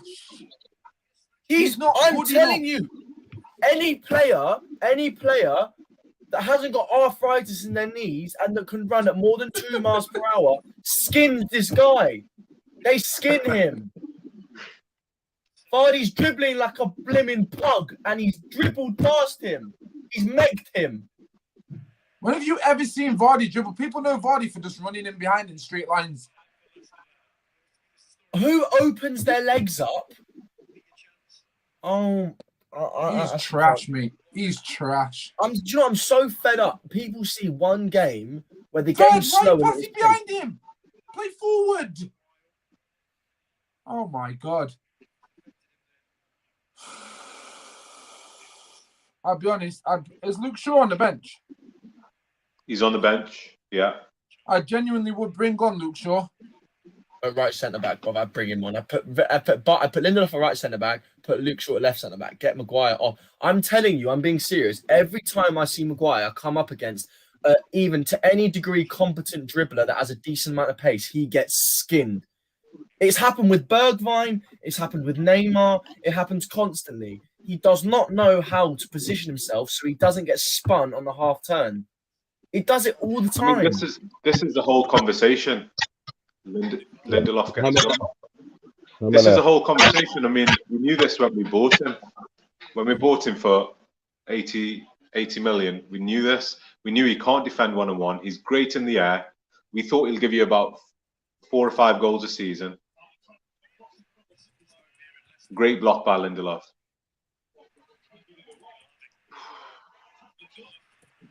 They're piling on the pressure.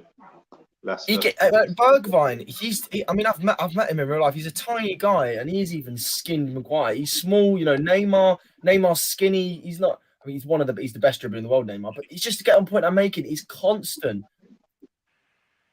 Good touch on Pogba.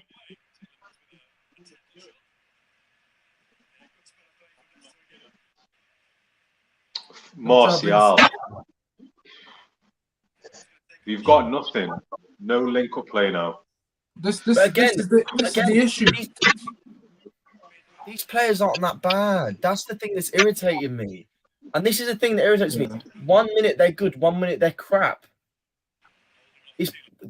What has happened here is Ole's thrown together a load of players that never played together and they're not being cohesive. Well, what a surprise. But Greenwood being on the right doesn't change anything for me. I think if you've got a Diallo in that position, you're going to get more service, more link-up play. It's not balanced. It's not balanced enough, and we haven't had a balanced team for most of the season. I think I agree with Aiden, where these guys they look really disorganized. They're all running we are at the getting ball. outplayed now. Shot coming, close him down, you. I'll tell you what, I'll just stand off forever. I'll just stand off the ball forever.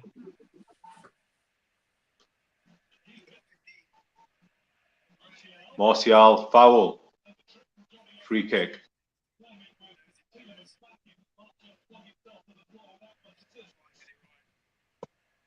Yeah, can you hear us? Can you hear us, Benno? Yeah, I can hear you loud and clear. But what are you hearing feedback on? My TV or?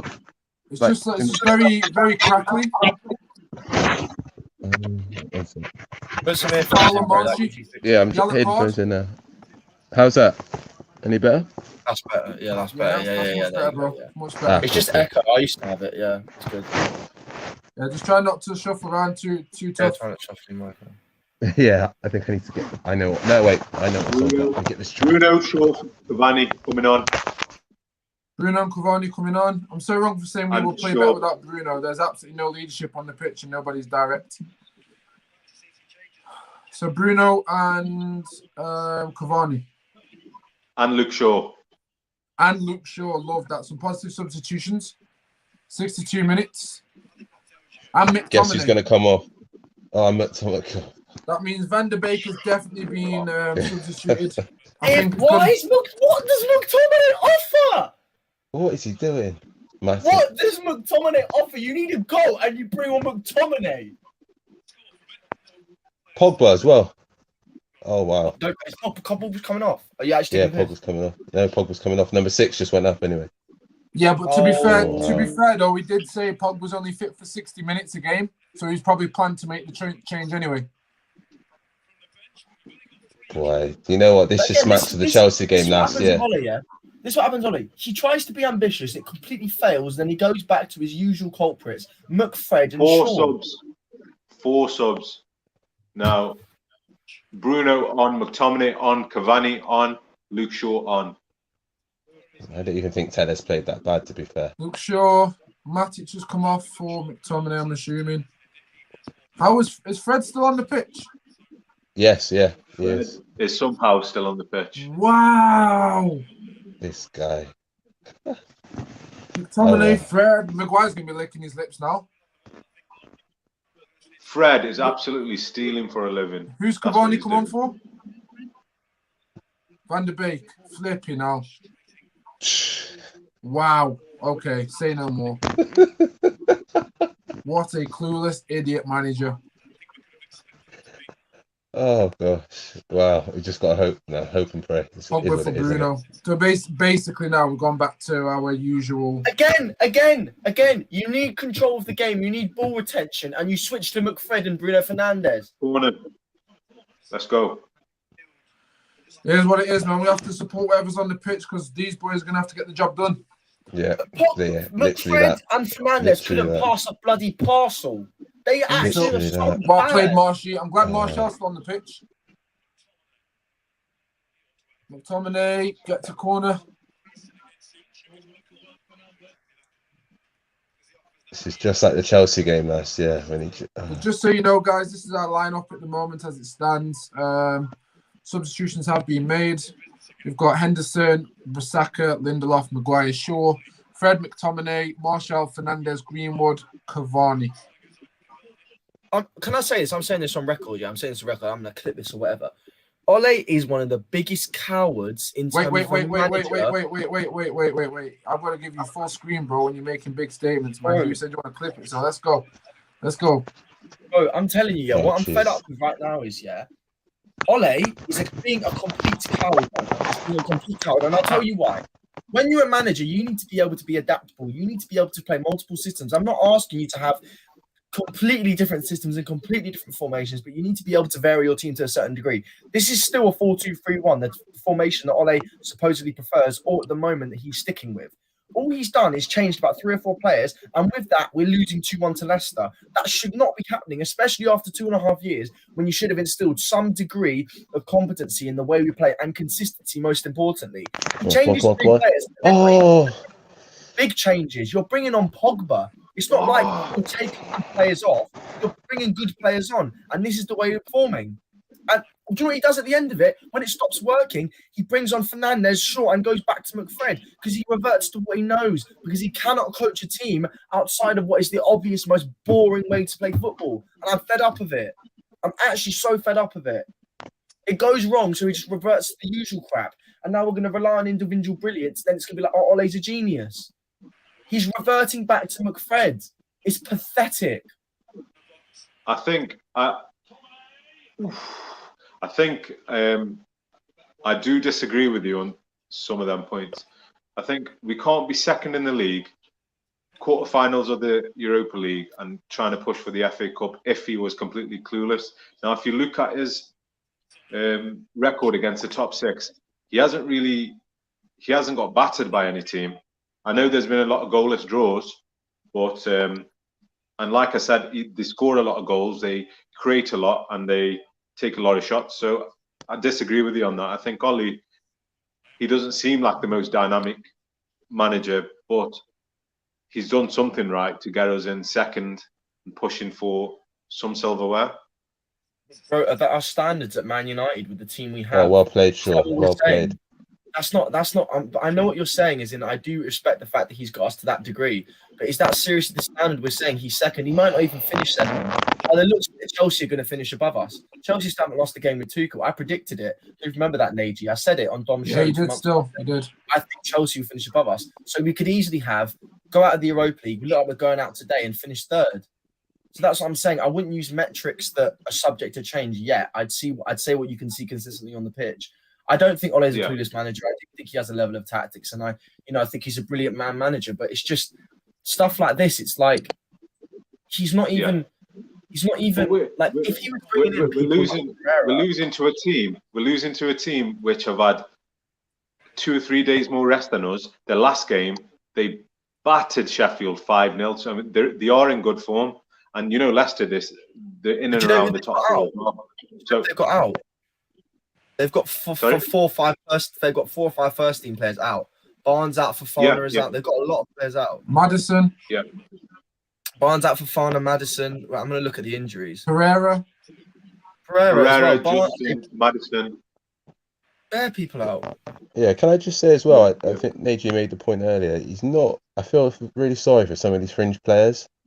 Because today, like I said, Van der Beek's been out for a while. He's come in. I don't think he's played that bad. Tellers was actually playing well, and he's hooked him. And then you look at it now and just thinking, oh, well, same old. They couldn't get it done. And obviously, we know the next game he's going to go back to playing Luke Shaw and whatever have you. But I just think it's down to actually his selection and what he's implemented, because I don't think he's really given them a chance to perform. Yes, the 2 goals, you can't really blame him for that.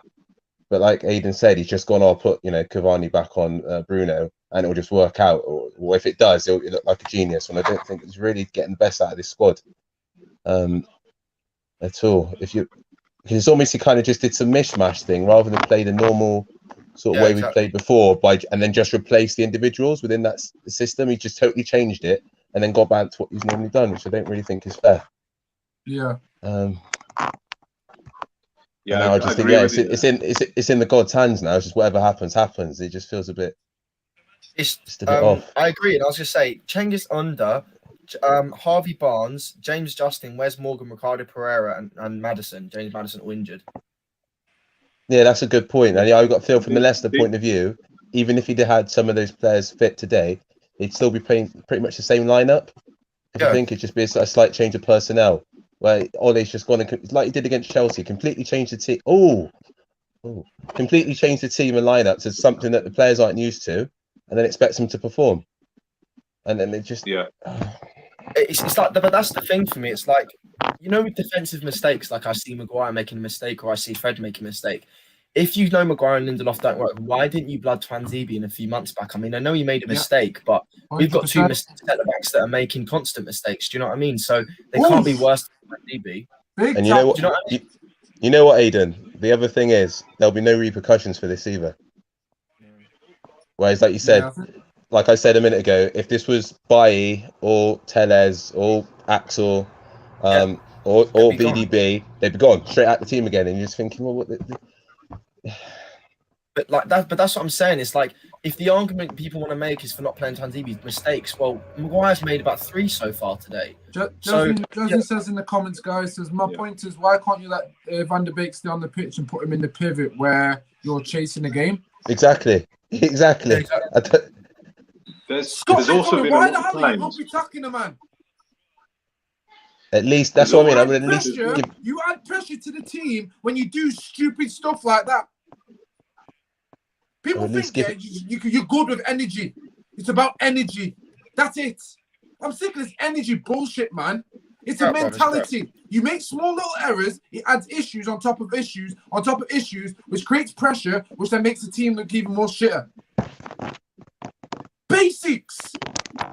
Pretty much. Him and Fred are not good enough for United. I'm sick to death. Coming back to Maguire, I feel as if obviously he's scrutinised for every little thing that he does, even though every defender makes mistakes.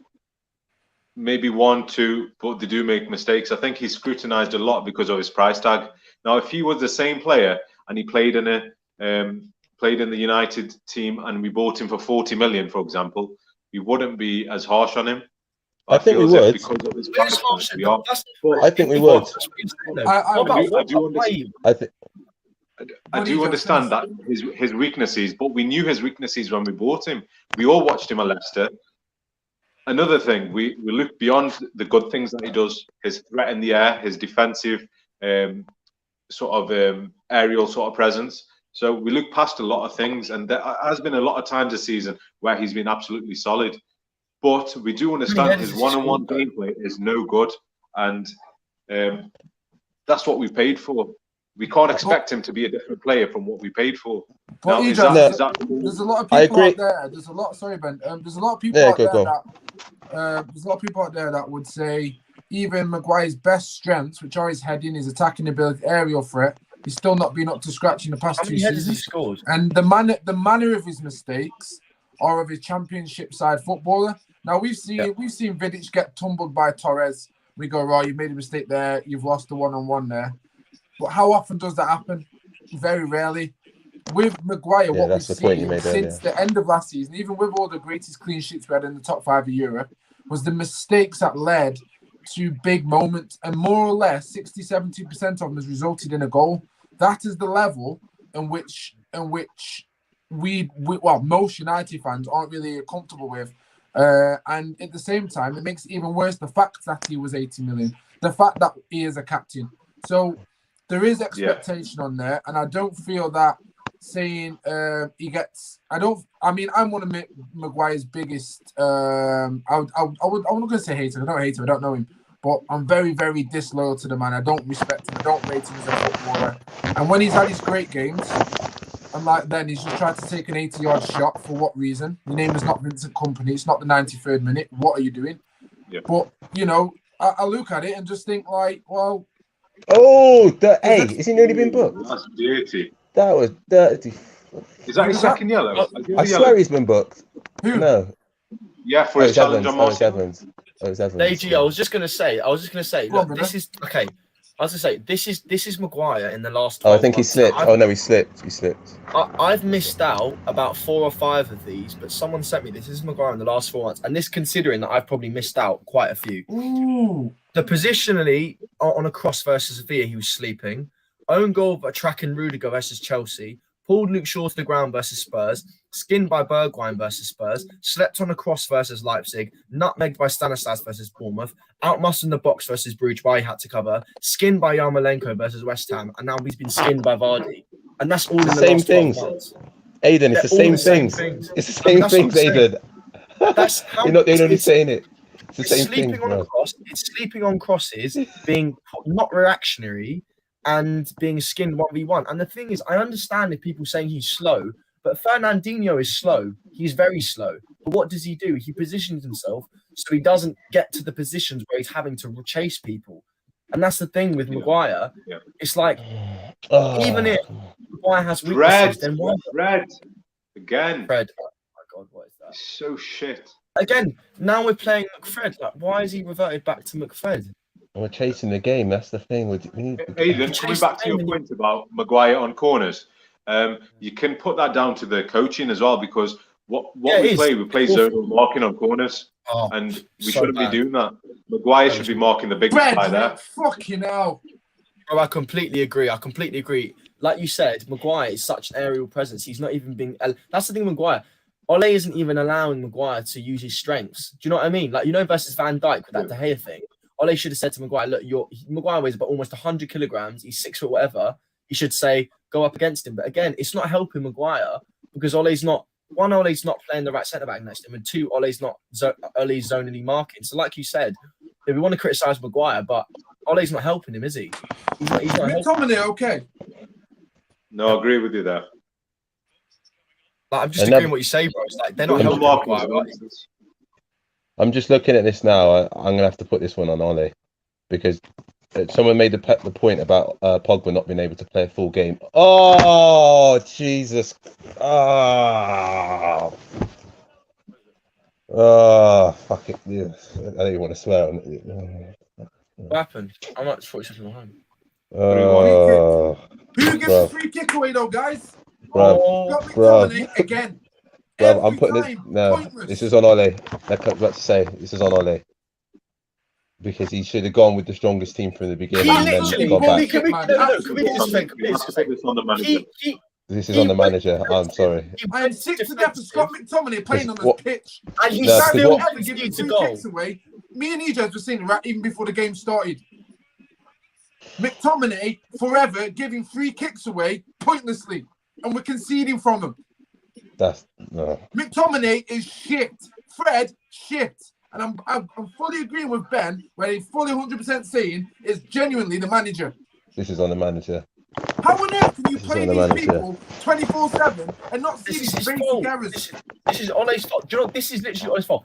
He cannot coach a team. He does not understand how to have a squad of players engrossed in the culture. He tries to do it, and then when it doesn't work, he reverts back to what is easy, and he's still managed to concede it.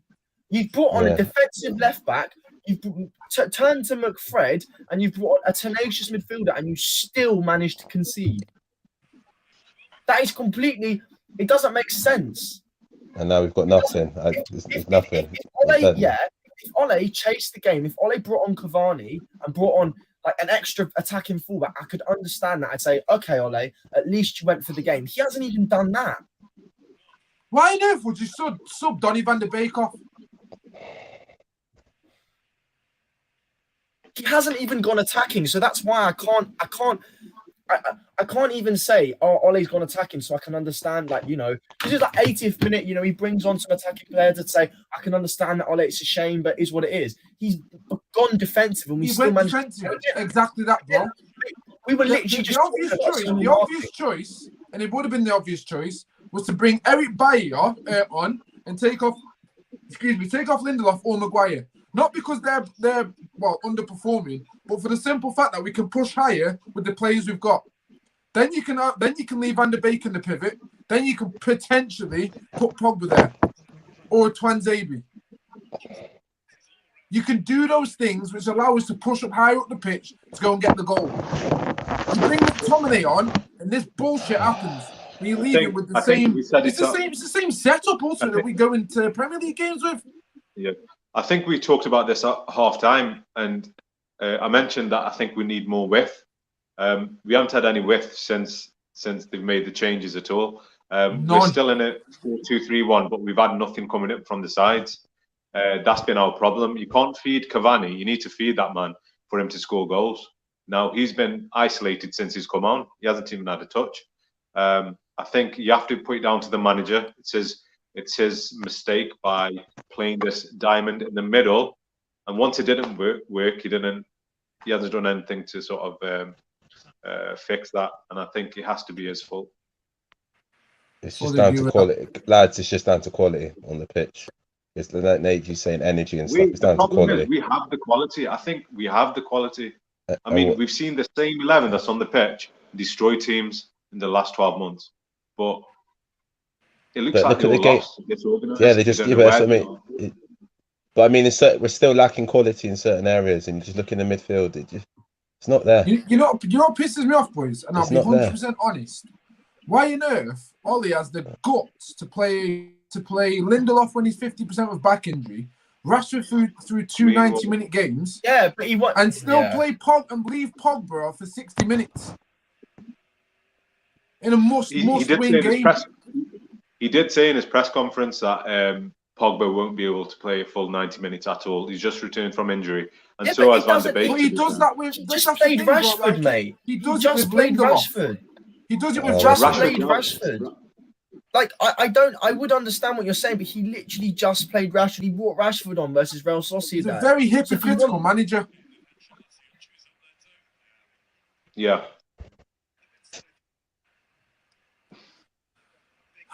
We get 5 subs. Yeah, well, 5 if it goes to 5, and then 6 if it goes to extra time. But just what's he going to do now apart from bring on Fred? It's Diallo. It's just like we're watching this game now. There's no fluidity. There's no movement to play, and you're 3-1 down. The players that lost, mate. Next season, I'm guaranteed, end of May, he does not deserve a new contract. We've got good enough players as it is with a shit board. This board will not back any manager. So with the players that we've got, at least get us a manager that can at least see out positive results, know how to get the win. Because we're not going to progress next season. Style of play is going to go out the window because he's going to persist with Fred and McTominay. We already know we're not going for a DM. We already know we're not trying to get a defensive midfielder in there. We already know he doesn't want to play Van de Beek over 90 minutes. He's got his back against the wall, and his plan A to recover the win is to go back to Mick, Fred, Lindelof, Maguire. Who and what mind thinks that's going to change next season? The thing is, though, do you know what the thing is, though? The thing is, AG. I remember on the United stand after the PSG result, I said to everyone, it is naive from the club, it is naive from the players, it is naive from Mole. I said that back on the United stand. I remember saying it in November, and I said, until we change our mentality at the club, we are not going to change. You want to talk about the forwards, Martial not scoring. You want to talk about Harry Maguire being poor defensively. Until we get a manager that can come in and kick these boys up the arse, we're not going to change. And I do agree that it's a lot to do with the board and the culture. But for God's sake, man, why are you playing McFred? You need a goal. You need a goal. Sure, that'd be like trying to make your car faster in a straight line and putting a spoiler on it. It's stupid. It's stupid. I love it. It would be. It would be like trying to make your car handle better on a track and then taking off the spoiler. It's just silly. It's silly. He's just making. If I had £1 for every time Maguire was spun, I'd be able to buy a replacement by now. I'm being serious. In-game management. I'm just putting in-game management for me is Ollie's worst downfall. It's what he's good. It's the sword he's going to die on. See, I think before the game even started, when we looked at the starting lineup, I was still optimistic. I was still optimistic that we can win this game. Like Aiden said, they've got so many players out. Leicester have, even though they are still a good side without him. You've got so many players out. I was optimistic that we can get a result against them, but the performance that they put out trying to catch up. And we talked about how the midfield would be pivotal to this game, and it has been pretty much. We haven't really had anything in the midfield. It's a defense feeding the attackers. That's all that we've had. Like I said again, quality on the ball. It's not there in the midfield. It's ironic how the midfield was pivotal, but the pivot let us down. Huh? Get it?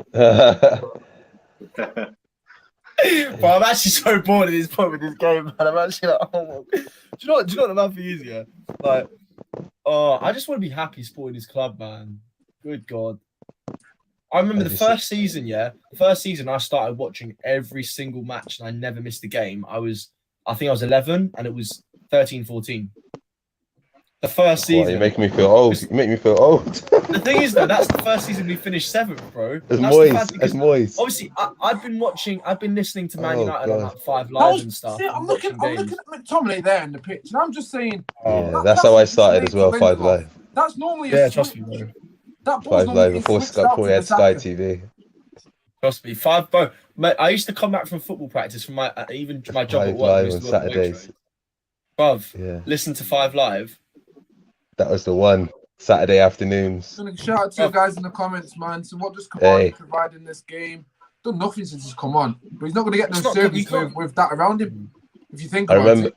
I remember hearing Ryan Giggs' goal against Arsenal in the semi-final on Sorry, man, just going for the comments. Sorry, sorry, go. Only Why now wins a free kick? Only now he brings on Ahmed.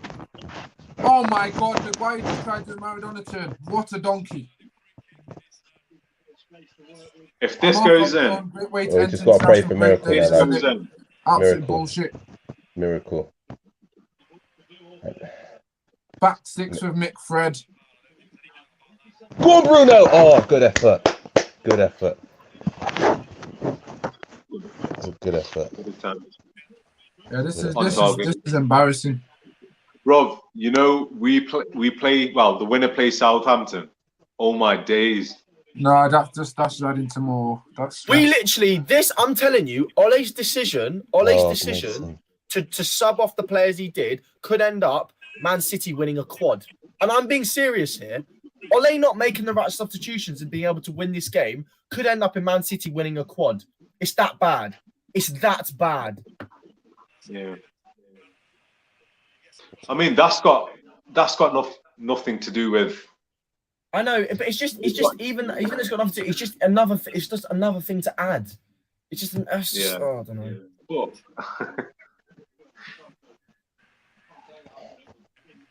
Because the thing is, I can't even get onto any players too much. Like with people like Maguire, it's a bit different because it's constant. But you know, I can say Martial's not good. Okay, I've got a question for all of you.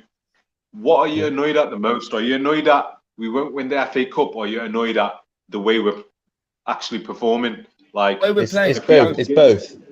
It's both. But I would say it's the way we're playing because we've lost final. I've seen loads of finals that we've lost before.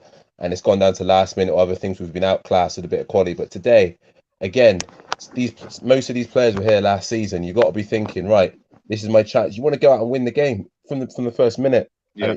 I'm not seeing it. With 2-1 down, I'm not seeing it. With 3-1 down, I'm not seeing it.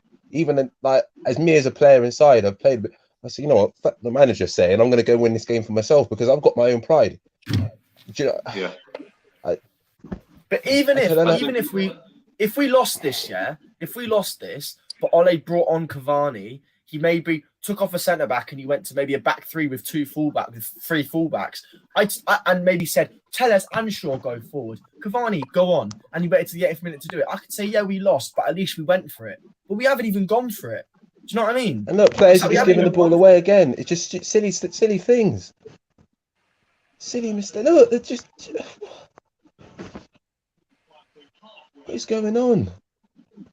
Just to answer your question, Ijaz, I'm more frustrated at all these in-game management because it's literally it's most of the season as a whole, late substitutions, wrong substitutions, and he's starting his games out with these silly centre-back pairing who just aren't good enough as individuals.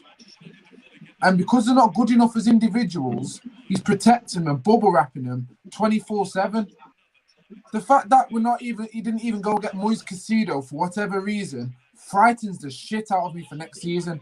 Because let's just hypothetically look at it. When Pogba goes, and he will go, when Pogba goes, and I'll continue to say this, we cannot play this stupid ball over the top to Rashford. It's not going to work, and it's not going to be progressive for the season and the season after. He's persistent with Mick Fred for whatever reason. We can confirm that is his go-to midfield every time. And I think it's a safe option. Look, McTominay trying to go backwards. Drive forward, you nutter.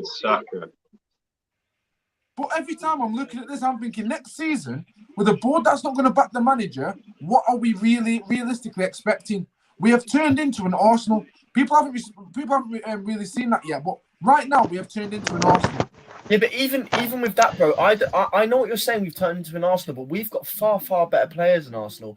We literally are. I'm telling you, we're a DM. If we get a DM like Rice that's good on the ball, I wouldn't get Ndidi. I don't think he's good enough on the ball if we want to play 2-8s. If we get a DM like Rice and a Sancho, and if we're organised, we don't even need a centre-back that much. Like, look at Chelsea. Aiden, it's all good, well, in saying that, right? But like Nate said, you have to have the players behind them. And if he's still going to continually go back to Lindelof, Maguire, That's Fred, what I'm saying. McTominay, It's I think it's not going to make a difference, because he's got already things in here where I'm thinking, actually, you could have gone for it.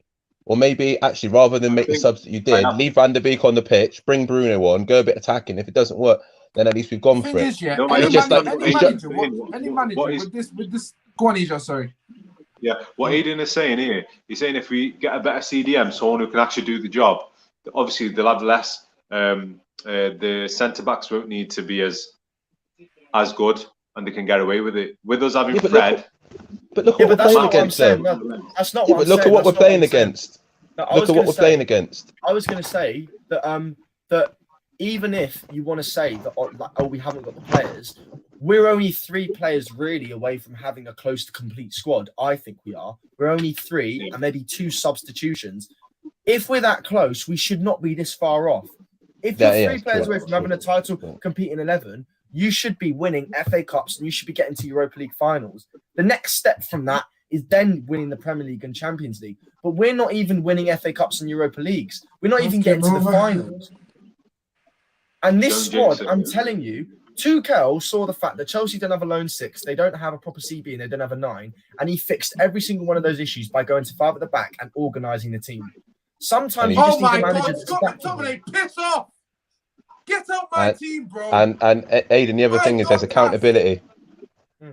There's accountability. So players are making mistakes, they're getting dropped. Do you know what I mean? It's just, like I said, this team will play again on the weekend.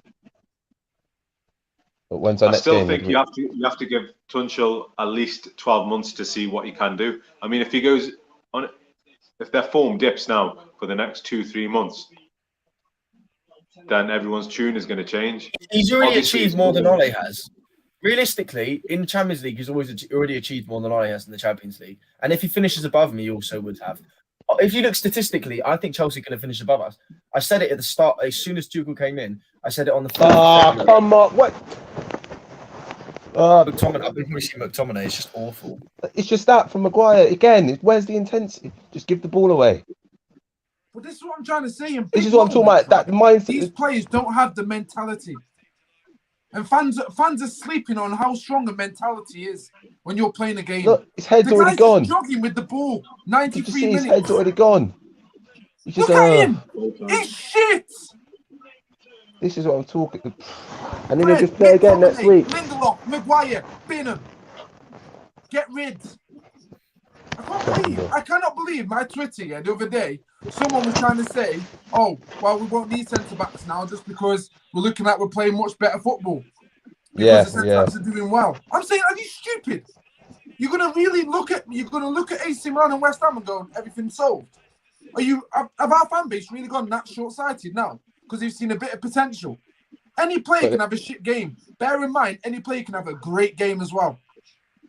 But bear in mind, consistently, it does not, and I'll continue to say this, it does not give you a proper overview of a player by just going off 2 little bits of positivity. Consistent is the key word. What do they do consistently well? What do they do consistently worse?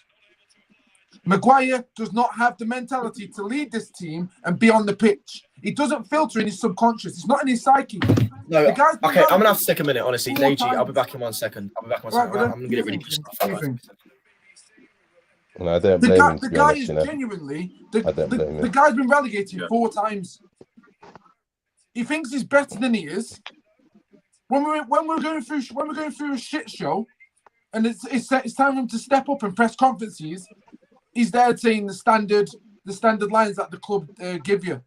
We've got to do better. We've got to do this. No, mate, you've been shit. Do better yourself. Declan Rice come in with his comments when we played West Ham. He didn't even make a mistake, and Declan Rice come through and said, "I should have done better." I've seen Bruno. I need to do better. Even when he wins games, I should be putting that penalty away first time. That's poor from me. Standards, mentality. I don't think you can read into their interviews too much, and you shouldn't do that because obviously with their interviews they get scrutinized for every little thing that they say. So they do have a set sort of. I think. Yeah, but Ijaz, on the basis of when players are fucking up and you know it's your fault, as a captain, as a leader, based on examples I've just given you, there's no one's going to slate you more than yourself. So if you come out and say, you know what, my bad, I messed up, the papers can't get you, social media can't get you, rival fans will go, you know what, I can't say anything because he said it himself, he knows. And it's a kind of when he should be saying stuff. I understand the sensitivity at times when it's needed. But we've literally just handed them a game. One because of Fred. One because of Maguire and Fred. But the worst thing is, Leicester were not even that good. Nope. Leicester were not good at all. And they beat us 3-1. What does that tell you? I feel like as if our players weren't hungry for the game today. They just didn't see the body language. But how can you not be... Yeah, I agree with you, but how can you not be hungry? Bro, look at the last few seasons. They're on the edge. It's a semi-final. Practically, obviously, don't count your chickens before they're hatched because we could have lost to Southampton playing like this. But it's there. Yeah. What more do you need? And this is why I can see Aiden's devastated. I am as well because I'm like, what else do you need, Ole? Do you know what I mean? If we'd have been playing Chelsea today or City, or if we'd got Chelsea, you think, oh, it's Leicester. The game was there. We give them a goal, give them a second goal, give them a third goal. I feel as if their players weren't any better than ours. The mistakes were made by the manager, the way he set up his team. In key areas, I think Tielemans and Iheanacho were very good today. But they said in terms of their back line, no, it's not really any better than ours. When you say in terms of the managers, just go in depth for me a little bit, bro. In terms of like, what did the manager do wrong that the players didn't? I mean, when it was time to attack, I think Aiden said it before. We played conservative with two pivot players, where I feel as if we only needed one. That first goal was a mistake. I mean, you can't really blame anyone for that. He should have decided to do it differently. But I think we should have put on a lot more attacking players. In the first half, I felt that and in the second half, there's a lot of space in our midfield and a lot of space in our attack. Sometimes it was non-existent. There was no target man there. I think we should have played wider, and we should have noticed this with Leicester having so many injuries, and we should have exploited that, and we didn't. And other than that, I think just the body language is just, it was like we weren't fussed about losing the game today. Yeah, 100. I've never seen a team, a United team, even with being 3-1 down, not try their best to go and get the win.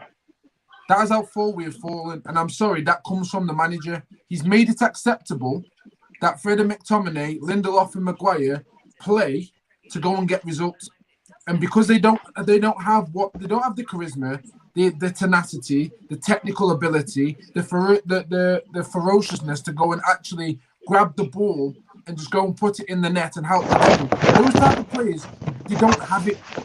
So when we've just seen Maguire 91st second minute pass the ball so sloppily, that's all I need to know about him as a person.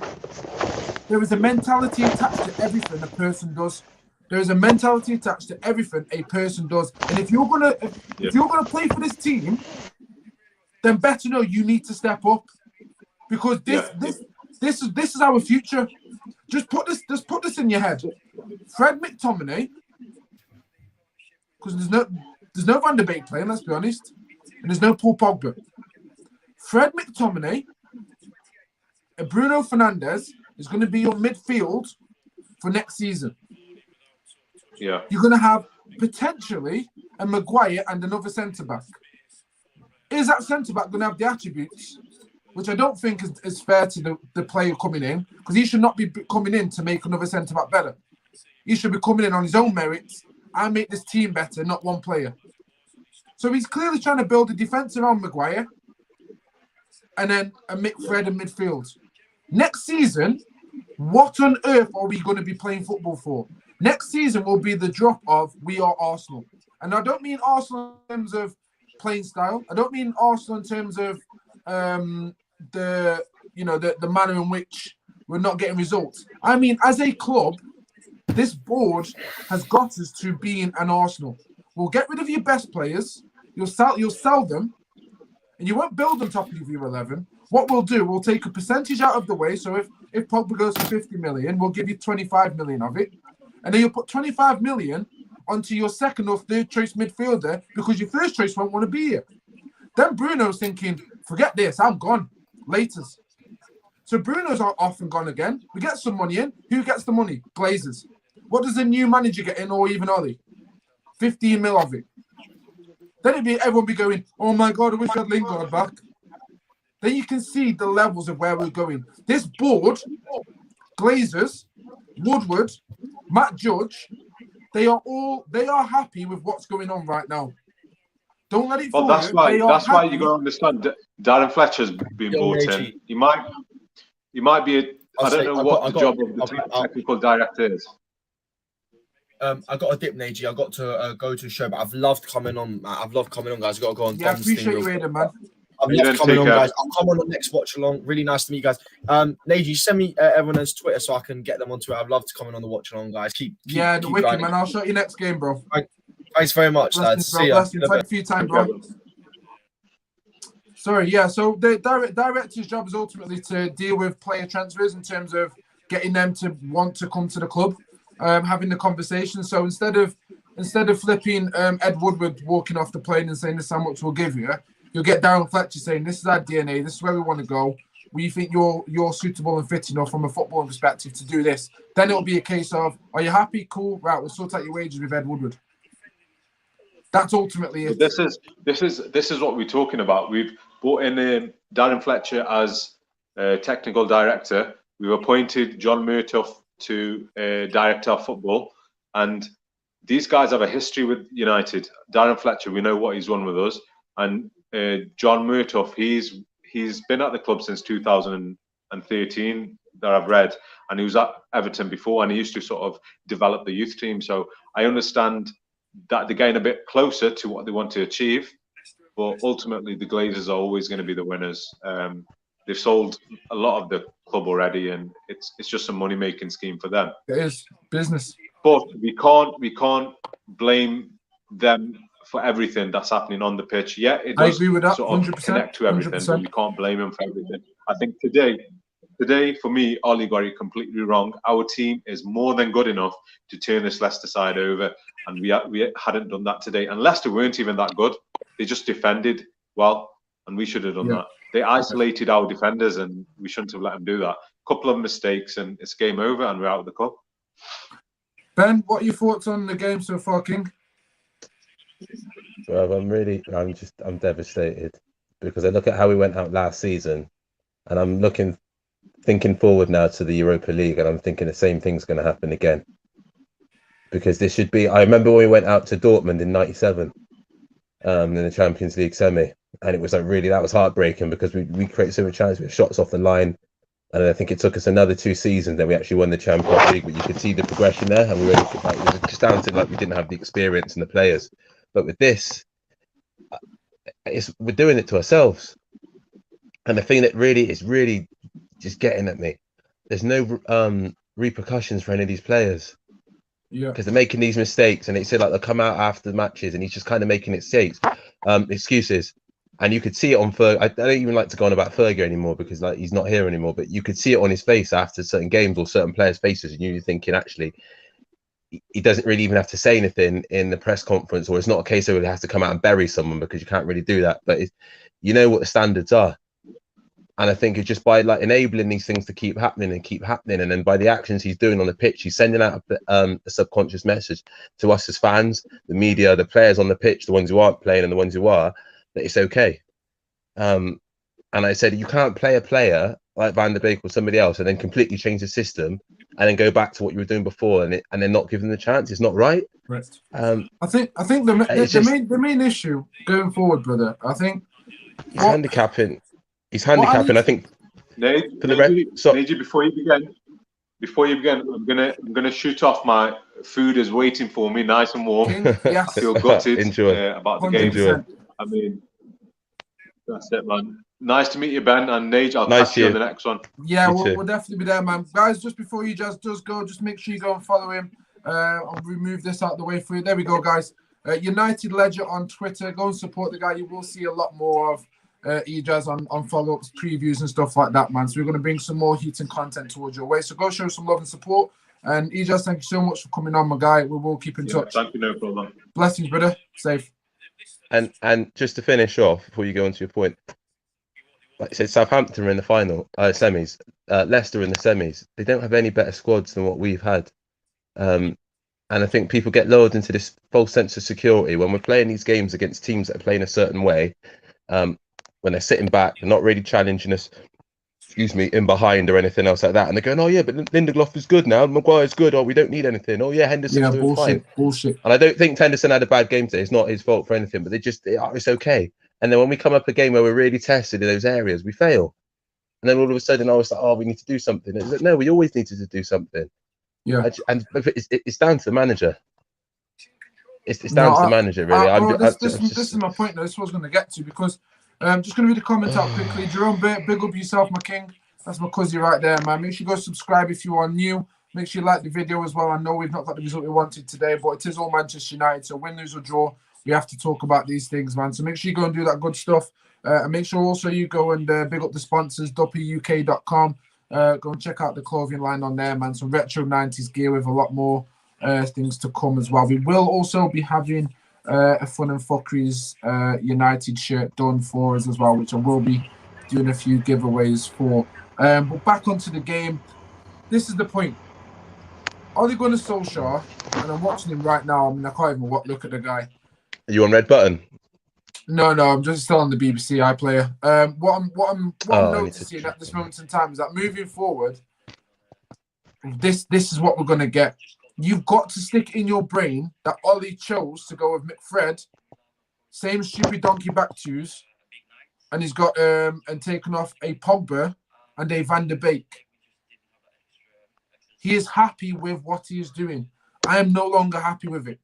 At the end of the season, for me, he will not be getting my support, because I can guarantee it now. And this is the thing I was saying about Ollie. Ollie for the rebuild, I'm not Ollie forever. And the reason I said I was not Ollie forever is because there was a big question mark whether he had the capabilities to make this team have a long-lasting foundation of success. And by success, I don't mean just trophies. I mean bringing back the mentality on the pitch when it matters. Every game is a must-win game. It's easy saying it, but when you're in a shit position, when you're in the moments where you need to play football and you don't turn up, like Maguire, like Fred, that is not the mentality. And if you're choosing those players, left, right, and centre, as your main guys to bring on to get the game won, I am sorry, you are not the man for Manchester United. I appreciate the culture you've brought back to the team. I appreciate the hope you've put back in there, the standards, the DNA, the coaching staff, not in terms of their ability, but the understanding, the mindset of what Manchester United is. I appreciate you getting rid of Deadwood. I appreciate the angle of knowing the right types of mentalities to bring into the team. But you as a manager are too competent, too loyal to the wrong players. And doing that ensures that we end up not being able to progress. Next season, we will not be playing back-to-back games every 3 or 4 days. So squad rotation won't matter. Teams will get stronger. Liverpool will bounce back. Chelsea, under Tuchel, with no transfers, already looks like, wow, he's recouping off that 200 million they've already spent. Arsenal looking like they can play good football now. 3-0 down in 30 minutes, brought it back. Because they had a confident playing style and players that knew their job role. There was punishments. We saw punishments for Aubameyang for 20 minutes late. Didn't get picked. Yeah. These are basic standards. Basic standards. And Manchester United, as a force, had these standards. Maguire's getting overplayed.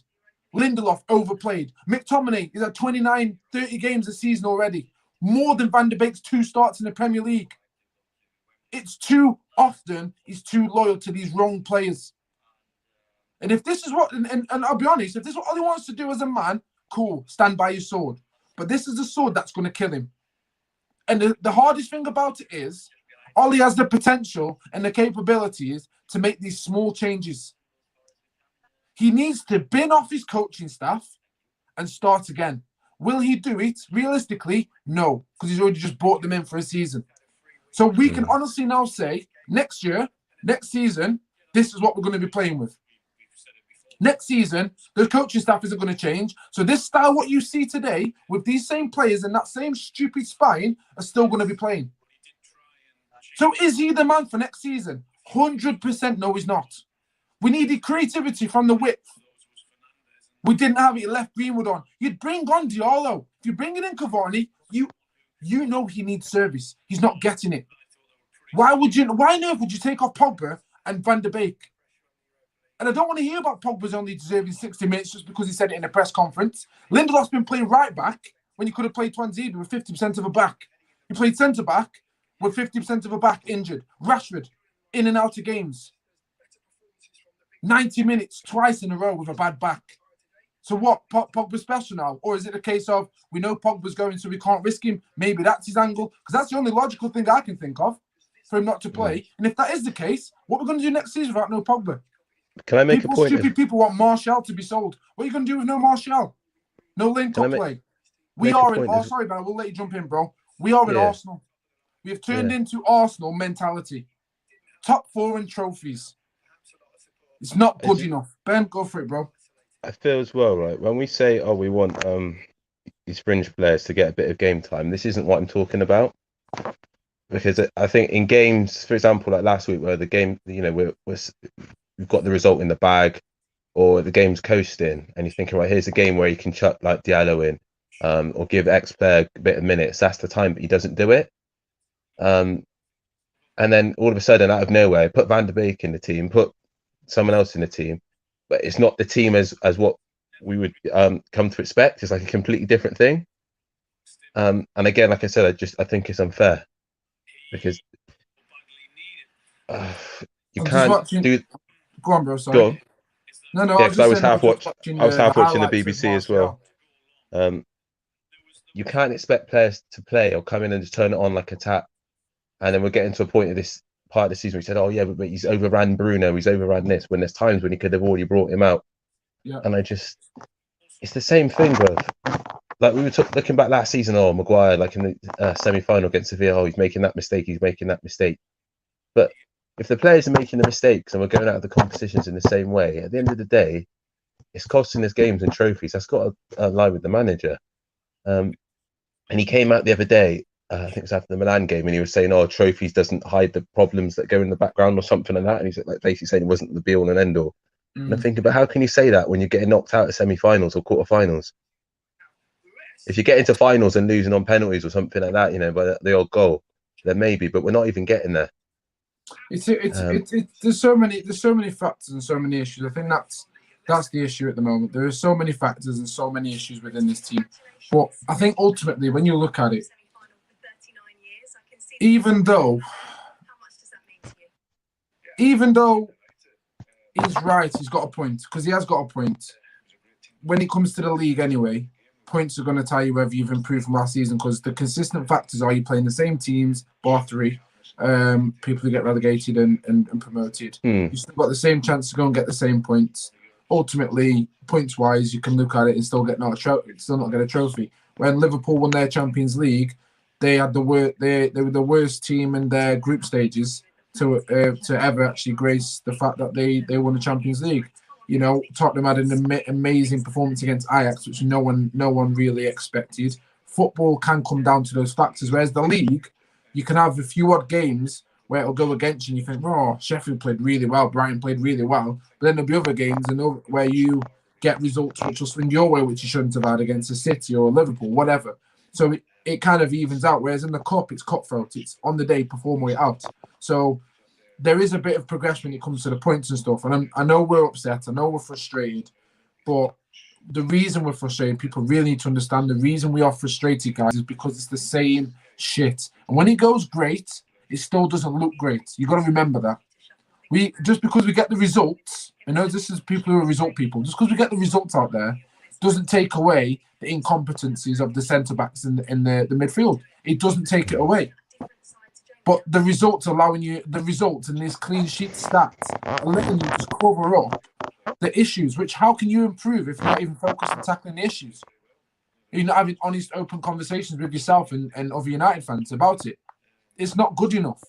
And the fans out there, and I don't blame them, but maybe we need to get on that train because it's not going to get any better as it stands. And maybe we need to jump on the train of this is our standards now. We need to lower our expectations because that's the only way you're going to appreciate Freddie McTominay and Lindelof and Maguire starting. That just seems like a loser. Agree to it. So that seems like loser mentality. Exactly that, bro. And we can't continue to do this. We can't. As fans, I'll get into the comments. There's some good comments here. As fans, we've got to make a decision. Because based on the factors of Ollie's going nowhere, and the only reason he's going nowhere is not because of the footballing side, is because he's actually allowing the Glazers and Ed Woodward the room and space to do what they need to do in terms of finances. He's managed to do what no other manager could probably come in and do, is not get supported and backed by the board 100% consistently and still churn out results and points. That's what he's been able to do. So for Woodward, look at it from the Glazers and Woodward's perspective. It's a case of, I've not had to put no money into this. Very little money. I can still take money and he'll still get us into the Champions League and top 4 so that we can make even more money. And I don't care if Pogba leaves. I don't care if Bruno wants to leave because we don't care about trophies. We want top 4. And I tell you what we'll do. We'll get people who are insiders to be a director of football. I'll get people to be insiders to go and sort out other bits and bobs. So it looks like we've got a director of football who's competent enough, who's established enough, experienced enough. It looks like we're doing all those things so that when the fans start saying we need a director of football, they can't say nothing against Ed Woodward because he's gone and got one. Has he, though? These people think like businessmen, not football fans. And this is the frustration people are getting at this moment in time. I'm going to get into some of these comments quickly. I know Jerome come through, but he says, nothing has changed. I could see Ollie couldn't take us forward a year ago. 5 quarters, 1 semi. He can't even make a final. Weak-minded mentality. Ollie out from a long time. Couldn't disagree, bro. Ollie will never learn. He is a championship level manager, period. We won't win shit with him. Ouch. Comes back again. Get Wenger if our aim is to try and finish top 4 playing like shit. This hype train of Ollie needs to stop. He's not good enough. If we face Arteta in Europa League, I guarantee he will bottle it. We've bottled UCL and now FA Cup because of Ollie. Same shit, same naivety, good word. Our style of play is Pogba and Bruno, brilliant. 100%. And it's just not good enough. Remember, Bruno came into, if you remember, Ben, Bruno came into Man United saying, this is Man United, we're meant to win trophies. That's what I'm here to do. He didn't stutter. That's what he said. He's realizing now that, potentially, maybe they don't want what I want. But you know what, Najee? Sorry to cut you. The difference is he'll leave. If we're not doing what we're supposed to do, he'll leave. Can you see Ole turning around to the board and going, right, give me this or I'm walking? Or falling on his sword and going, actually, I'm not doing the job I need to do. No, I'll leave. He'll stay there till he gets sacked. Bruno will up and leave. That's the difference. Pogba will up and leave. It will be a worse off team. That's where it's going to come down to it today because you've already seen it from last season. He's turning around looking at Maguire and Lindelof. What the F you doing on the pitch? Yeah. He's doing what we're doing. What are you doing? You hear about him in the dressing room kicking off. So he's already seeing these things from now. You can see his face after the 3rd goal went in. So he'll get to a point where he'll go, you know what? Nah, it's not for me. And then we're stuck again back where we were because Lingard's gone. He's not coming back. You know what I mean? He needed to go anyway. So what then? And then we're hoping that we somehow get Haaland or Mbappe or Kane are going to come to. Come on. It's ridiculous, man. This Haaland train needs to stop, man. Get this Haaland shit. It needs to stop, man. Like, people need to really wake up and look at Cavani. Forget Cavani's individual brilliance. Forget it. Forget what he is as a player. Forget his attributes. Look at him as a basic striker, number 9, and ask yourself, what does the number 9 need? To get goals, he needs service. Service, and we don't play like that. What striker is going to come in here, unless you think he's going to float around the pitch, fly in midair with wings, and then pop the ball in the position where he needs to, and then shoot and score? What striker is going to come in here and do bits? And the funny thing about it is, Haaland's name getting said in the papers and rumours and all that only looks good for the Glazers because it's attention. It's attention. And attention builds revenue. Social media builds revenue. You've got a board who do not care about football. Get that into your head, guys. A guy needs to care about Manchester United winning stuff. The board don't. Ed Woodward doesn't. Matt Judge doesn't. Their job is to make the Glazers happy. Ollie's job is to make the Glazers happy and the fans. However, he's trying to make the Glazers and Woodward happy because there's no way he's going to quit managing Man United. So what does he do? Play safe, develops this safety mentality. That is not going to progress as next season. Has he made progressions? 100% yes. We would be stupid and naive to say he hasn't. However, there is another part of progression. There is progression needed in other areas. We are part of a rebuild. So at the start when he came in, he did everything necessary and the most he could do. The next step after that, it's like building a house. You've got all the tools, not all of them, majority of the tools. You can start building the brickwork. Now half the brickwork's there, you're halfway up, you can put your door in and stuff like that. You can start seeing where you can put your insulin inside and stuff. He's 70% of the way building the house, and fans are saying, well, we've made progression, so we can live in the house now. No, mate. We still need tiles. We still need rooms. We still need wallpaper. There's still so much we need. Like the house is not finished. It looks finished on the outside, but inside it's a mess, mate. And we're United fans are expecting us to go live in this house. But the board is saying, you know what? We've got no more money for materials. So what I'll do, I'll charge you extra rent. And although you're getting charged extra rent, we will every couple of months give you a month's worth of bills. So you don't have to pay your bills for a month.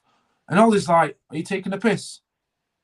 And people outside are expecting you to run this house, this new built house, watching you seeing, well, is this house good enough to be built? Can we build a village here? Can we build more of the same? And inside, you're just thinking, well, no, I can't do this. And the board don't give a shit. Because what they'll do is get another person to come and build the house and go, I tell you what, because we haven't really bought many players, haven't really sold many players, what I'm going to do is I'm going to try and give you some more material to go and fill inside the house. But then in a couple of months, I'm going to want some more money back because I want you to sell that lamp. I want you to sell that bathroom. I want you to turn that bathroom into an empty space. So let me ask you something. How far off do you think we are, like, challenging City? Like, consistent, putting proper pressure on them? We are 4 seasons off challenging City. And by seasons, I mean including 8 transfers. And I'll tell you why, bro. Because we haven't got the players of depth of what they have. City don't just go and get rid of their best players to replace them with second-class players. They've got a club that is ownership that is their desire is to win trophies and everything else. They're not looking after elsewhere. They're not just taking money out of the club. They're pumping money into that so much where they've been caught illegally doing it and still getting away with it for fair play rules. They've got a manager who 100% knows how to play football the modern way with the players he's got. He's not sacrificing Zinchenko at left back 24 hours of the day just because he's probably one of his favourites. Probably a beautiful lad, a great lad, a really nice lad to have around. But he's not winning your games. He can adapt as well, the manager. I mean, he can different styles. He knows he can take one player in and put another player in there, it'd be no problem. Whether Kevin De Bruyne or not. I mean, look, you're not even hearing them complaining about not having a striker at the moment. Or when Aguero was out, you've just got on with it. Do you know what I mean? If Haaland goes to Manchester City, not only will I be pissed, not because he should be coming to United, because he shouldn't, but I'll be pissed because it will just be the final nail in the coffin for United fans to go, that is it. We will no longer have legacy. We have turned into an Arsenal, and there's going to be 6 or 7 years of this bullshit. Again, I can see it's going 14 years since Fergie without no title. I can see it happening. That is the harsh reality. And 7 years before that, we can laugh like right now. But as each season keeps cropping up, as each summer keeps cropping up, you're going to get to the stage where you go, how did we get here? Just remember, I told you this now. It's already been, 8 years now. Yeah. It's not. So it is going to be, we're way out of it. But guys, that's all we've actually got time for, man. I do really honestly appreciate you guys coming through Fun and Fuckeries. Yeah, it's not been the greatest game. Unfortunately, our channel has had the first loss. And in a way where you just think, bloody hell, this is the first loss the channel's had, but it's bound to happen, bro. Bound to happen at some point. It'll just make the next one sweeter. The next one will be sweet. I said it will just make that next victory or whenever it is just sweeter. Well, We've got to go for it together. It's international duty, so we'll recover as fans. We'll mend and we'll try and come back. I will be continuing with extra conversations. I think it's a great time and great period to reflect. It's a great time and period to get your thoughts and your opinions on what, you know, the fun and fuckeries of United at the moment. What is fun and what are fuckeries? That's basically why I called the show what it is, because this season has been fun and fuckeries mixed into one, and we are where we are. But guys, thank you so much. Remember, 2 subscribers away from 7-0. Really appreciate the support and the loyalty that you guys have shown, man. Obviously, I don't know you guys, but the fact that you're coming in and showing your love and showing your support and giving your time and effort really shows how much you appreciate the content. And I will reward that 100%, man. So let's grow our channel. Let's make our channel, you know, one of the best we can for people who are passionate, who do have their strong opinions, you know, are individuals in their own right, and, you know, love Manchester United the same way, man. Let's get it out there. Guys, that is it. If you need me on Twitter, of course, it is Sunshine47, SONSHINE. Ben, where can they find you, bro? At Skylo_Ben on Instagram. Skylo_Ben on Instagram. Catch him there. He will be definitely coming in for a few more watch-alongs. Of course, you've got the United Ledger, which is Ejaz. If you were here for earlier, he was there. Over 4,000 followers on Twitter, man. Go be another one of his. Really passionate guy about United. And of course, as we all know, Aiden, United Aiden, as we know, on Twitter, real passionate fan as well. So we're going to win together. We're going to lose together. We're going to draw together, man. I've got to try and find something from somewhere to get the positivity back inside myself. Right now, it's looking worse and worse every time we lose, and that's a big worrying sign for me. But thank you so much, guys, for all the support. Really appreciate yourself. Appreciate our sponsors and my clothing brand, duppyuk.com. Go and check it out. Really some good gear on there, man. We're going to try and get some exclusive stuff sent out to you followers as well, 100%. So big up yourselves. Stay blessed. Stay loyal. Keep the faith. We will go again at some point, but boy, it's going to be a difficult one. Peace, blessings, manners. I'm out.